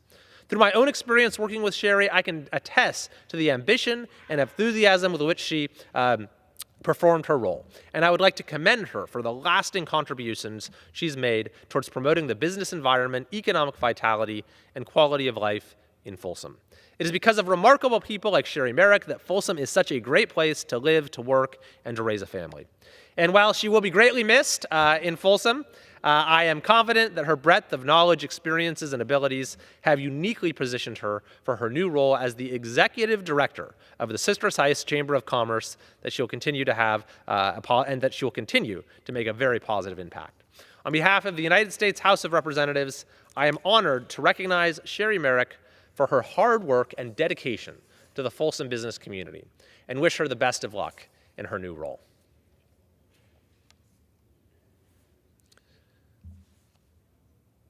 Mr. Speaker, I would like to applaud the House Education and the Workforce Committee's passage yesterday of my resolution under the Congressional Review Act to nullify the Biden administration's new independent contractor rule. The resolution passed the committee yesterday. It now has over 60 co-sponsors and has a companion measure led by Senator Cassidy in the Senate. The Biden administration's rule is one of the most harmful regulations that we have ever seen issued in this country. It is explicitly modeled on California's disastrous law known as AB 5, which has cost people their livelihoods in over 600 professions and led to heartbreaking story after heartbreaking story of people who lost their careers, who lost everything. A recent study out of George Mason shows that AB 5 in California led to a 10.4% decline in self-employment and a 4.5% decline in overall employment. And now the Biden administration is threatening to do the same damage to our entire country. Tens of millions of freelancers and independent contractors will be affected by this new rule. Just to take one example, there are hundreds of thousands of truckers who could be taken off the road, throwing our supply chains into chaos. It is by no means an exaggeration to say that the livelihoods of millions of Americans are now at risk. The administration's new rule, which not even the administrator of the Wage and Hour Division could give us any answers as to how it will be applied at a recent hearing that I convened of my subcommittee, it's so overreaching that it's already prompted 4 separate lawsuits on procedural grounds, on statutory grounds, on constitutional grounds. To add insult to injury, the administration has, of all people, brought in to enforce it Julie Su, who was the labor secretary in California, and in that role was the architect of AB 5, and ruthlessly enforced it to such devastating effect. Ms. Su remains unconfirmed. For over a year, she has been in an acting capacity, and the Senate returned her nomination to the president last year amid bipartisan opposition, and yet the administration has kept her in that role. Apparently, one of the main reasons being so that she could enforce it in the exact same damaging way that AB 5 was enforced in California. Now, of course, I am continuing to call on President Biden to do the right thing, to withdraw Ms. Su's failed nomination and to withdraw this disastrous new independent contractor rule. But barring that, Ms. Su should at the very least, and President Biden, put the rule on hold, suspend it until the ongoing litigation's outcome is clear.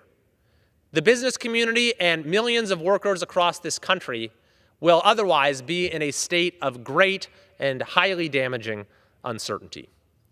In the meantime, I will continue to build support and work with folks on both sides of the aisle to pass this resolution under the Congressional Review Act so that we can spare millions of American workers from the same fate that folks have suffered in California and to protect the right to earn a living in this country. Thank you, and I yield back.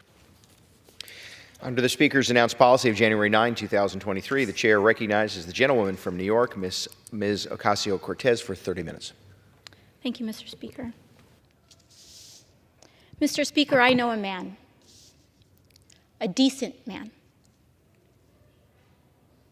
who said that preventing genocide is an achievable goal, a goal that requires a level of government organization and engagement that matches in its intensity the brutality and efficiency required to carry out mass killing. Too often, these efforts have come too late, after the best and least costly opportunities to prevent them have been missed. The man that said that was then Vice President and now President Joseph Biden. And he was right. Mr. Speaker, I rise to say that such a time is now. As we speak, in this moment, 1.1 million innocents in Gaza are at famine's door. A famine that is being intentionally precipitated through the blocking of food and global humanitarian assistance by leaders in the Israeli government. This is a mass starvation of people, engineered and orchestrated following the killing of another 30,000, 70% of whom were women and children killed.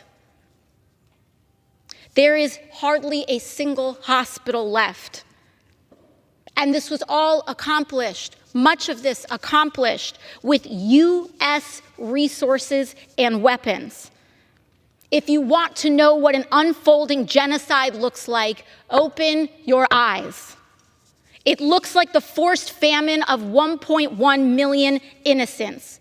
It looks like thousands of children eating grass as their bodies consume themselves while trucks of food are slowed and halted just miles away. It looks like good and decent people who do nothing, or too little, too late. It is against United States law to provide weapons to forces who block United States humanitarian assistance. And that is exactly what is happening right now. So much so that the president himself stated during the State of the Union that the United States must and will be building its own port to let aid through. It will be too late. The time is now to force compliance with U.S. law and the standards of humanity, and fulfill our obligations to the American people to suspend the transfer of U.S. weapons to the Israeli government in order to stop and prevent further atrocity. Honoring our alliances does not mean facilitating mass killing. We cannot hide from our responsibility any longer. Blocking assistance from one's closest allies to starve 1 million people is not unintentional. We have a responsibility to prove the value of global democracy, enshrined in the upholding of civil society, rule of law, and commitment to human and civil rights. This is not just about Israel or Gaza. This is about us.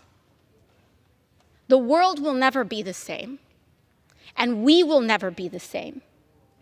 And we must write our story in this moment of what it means and who we are as Americans. And our story must be not that we were good men who did nothing, but that we were a committed democracy that did something. And we must prove that now. With that, I yield back. Thank you. Gentlewoman yields back.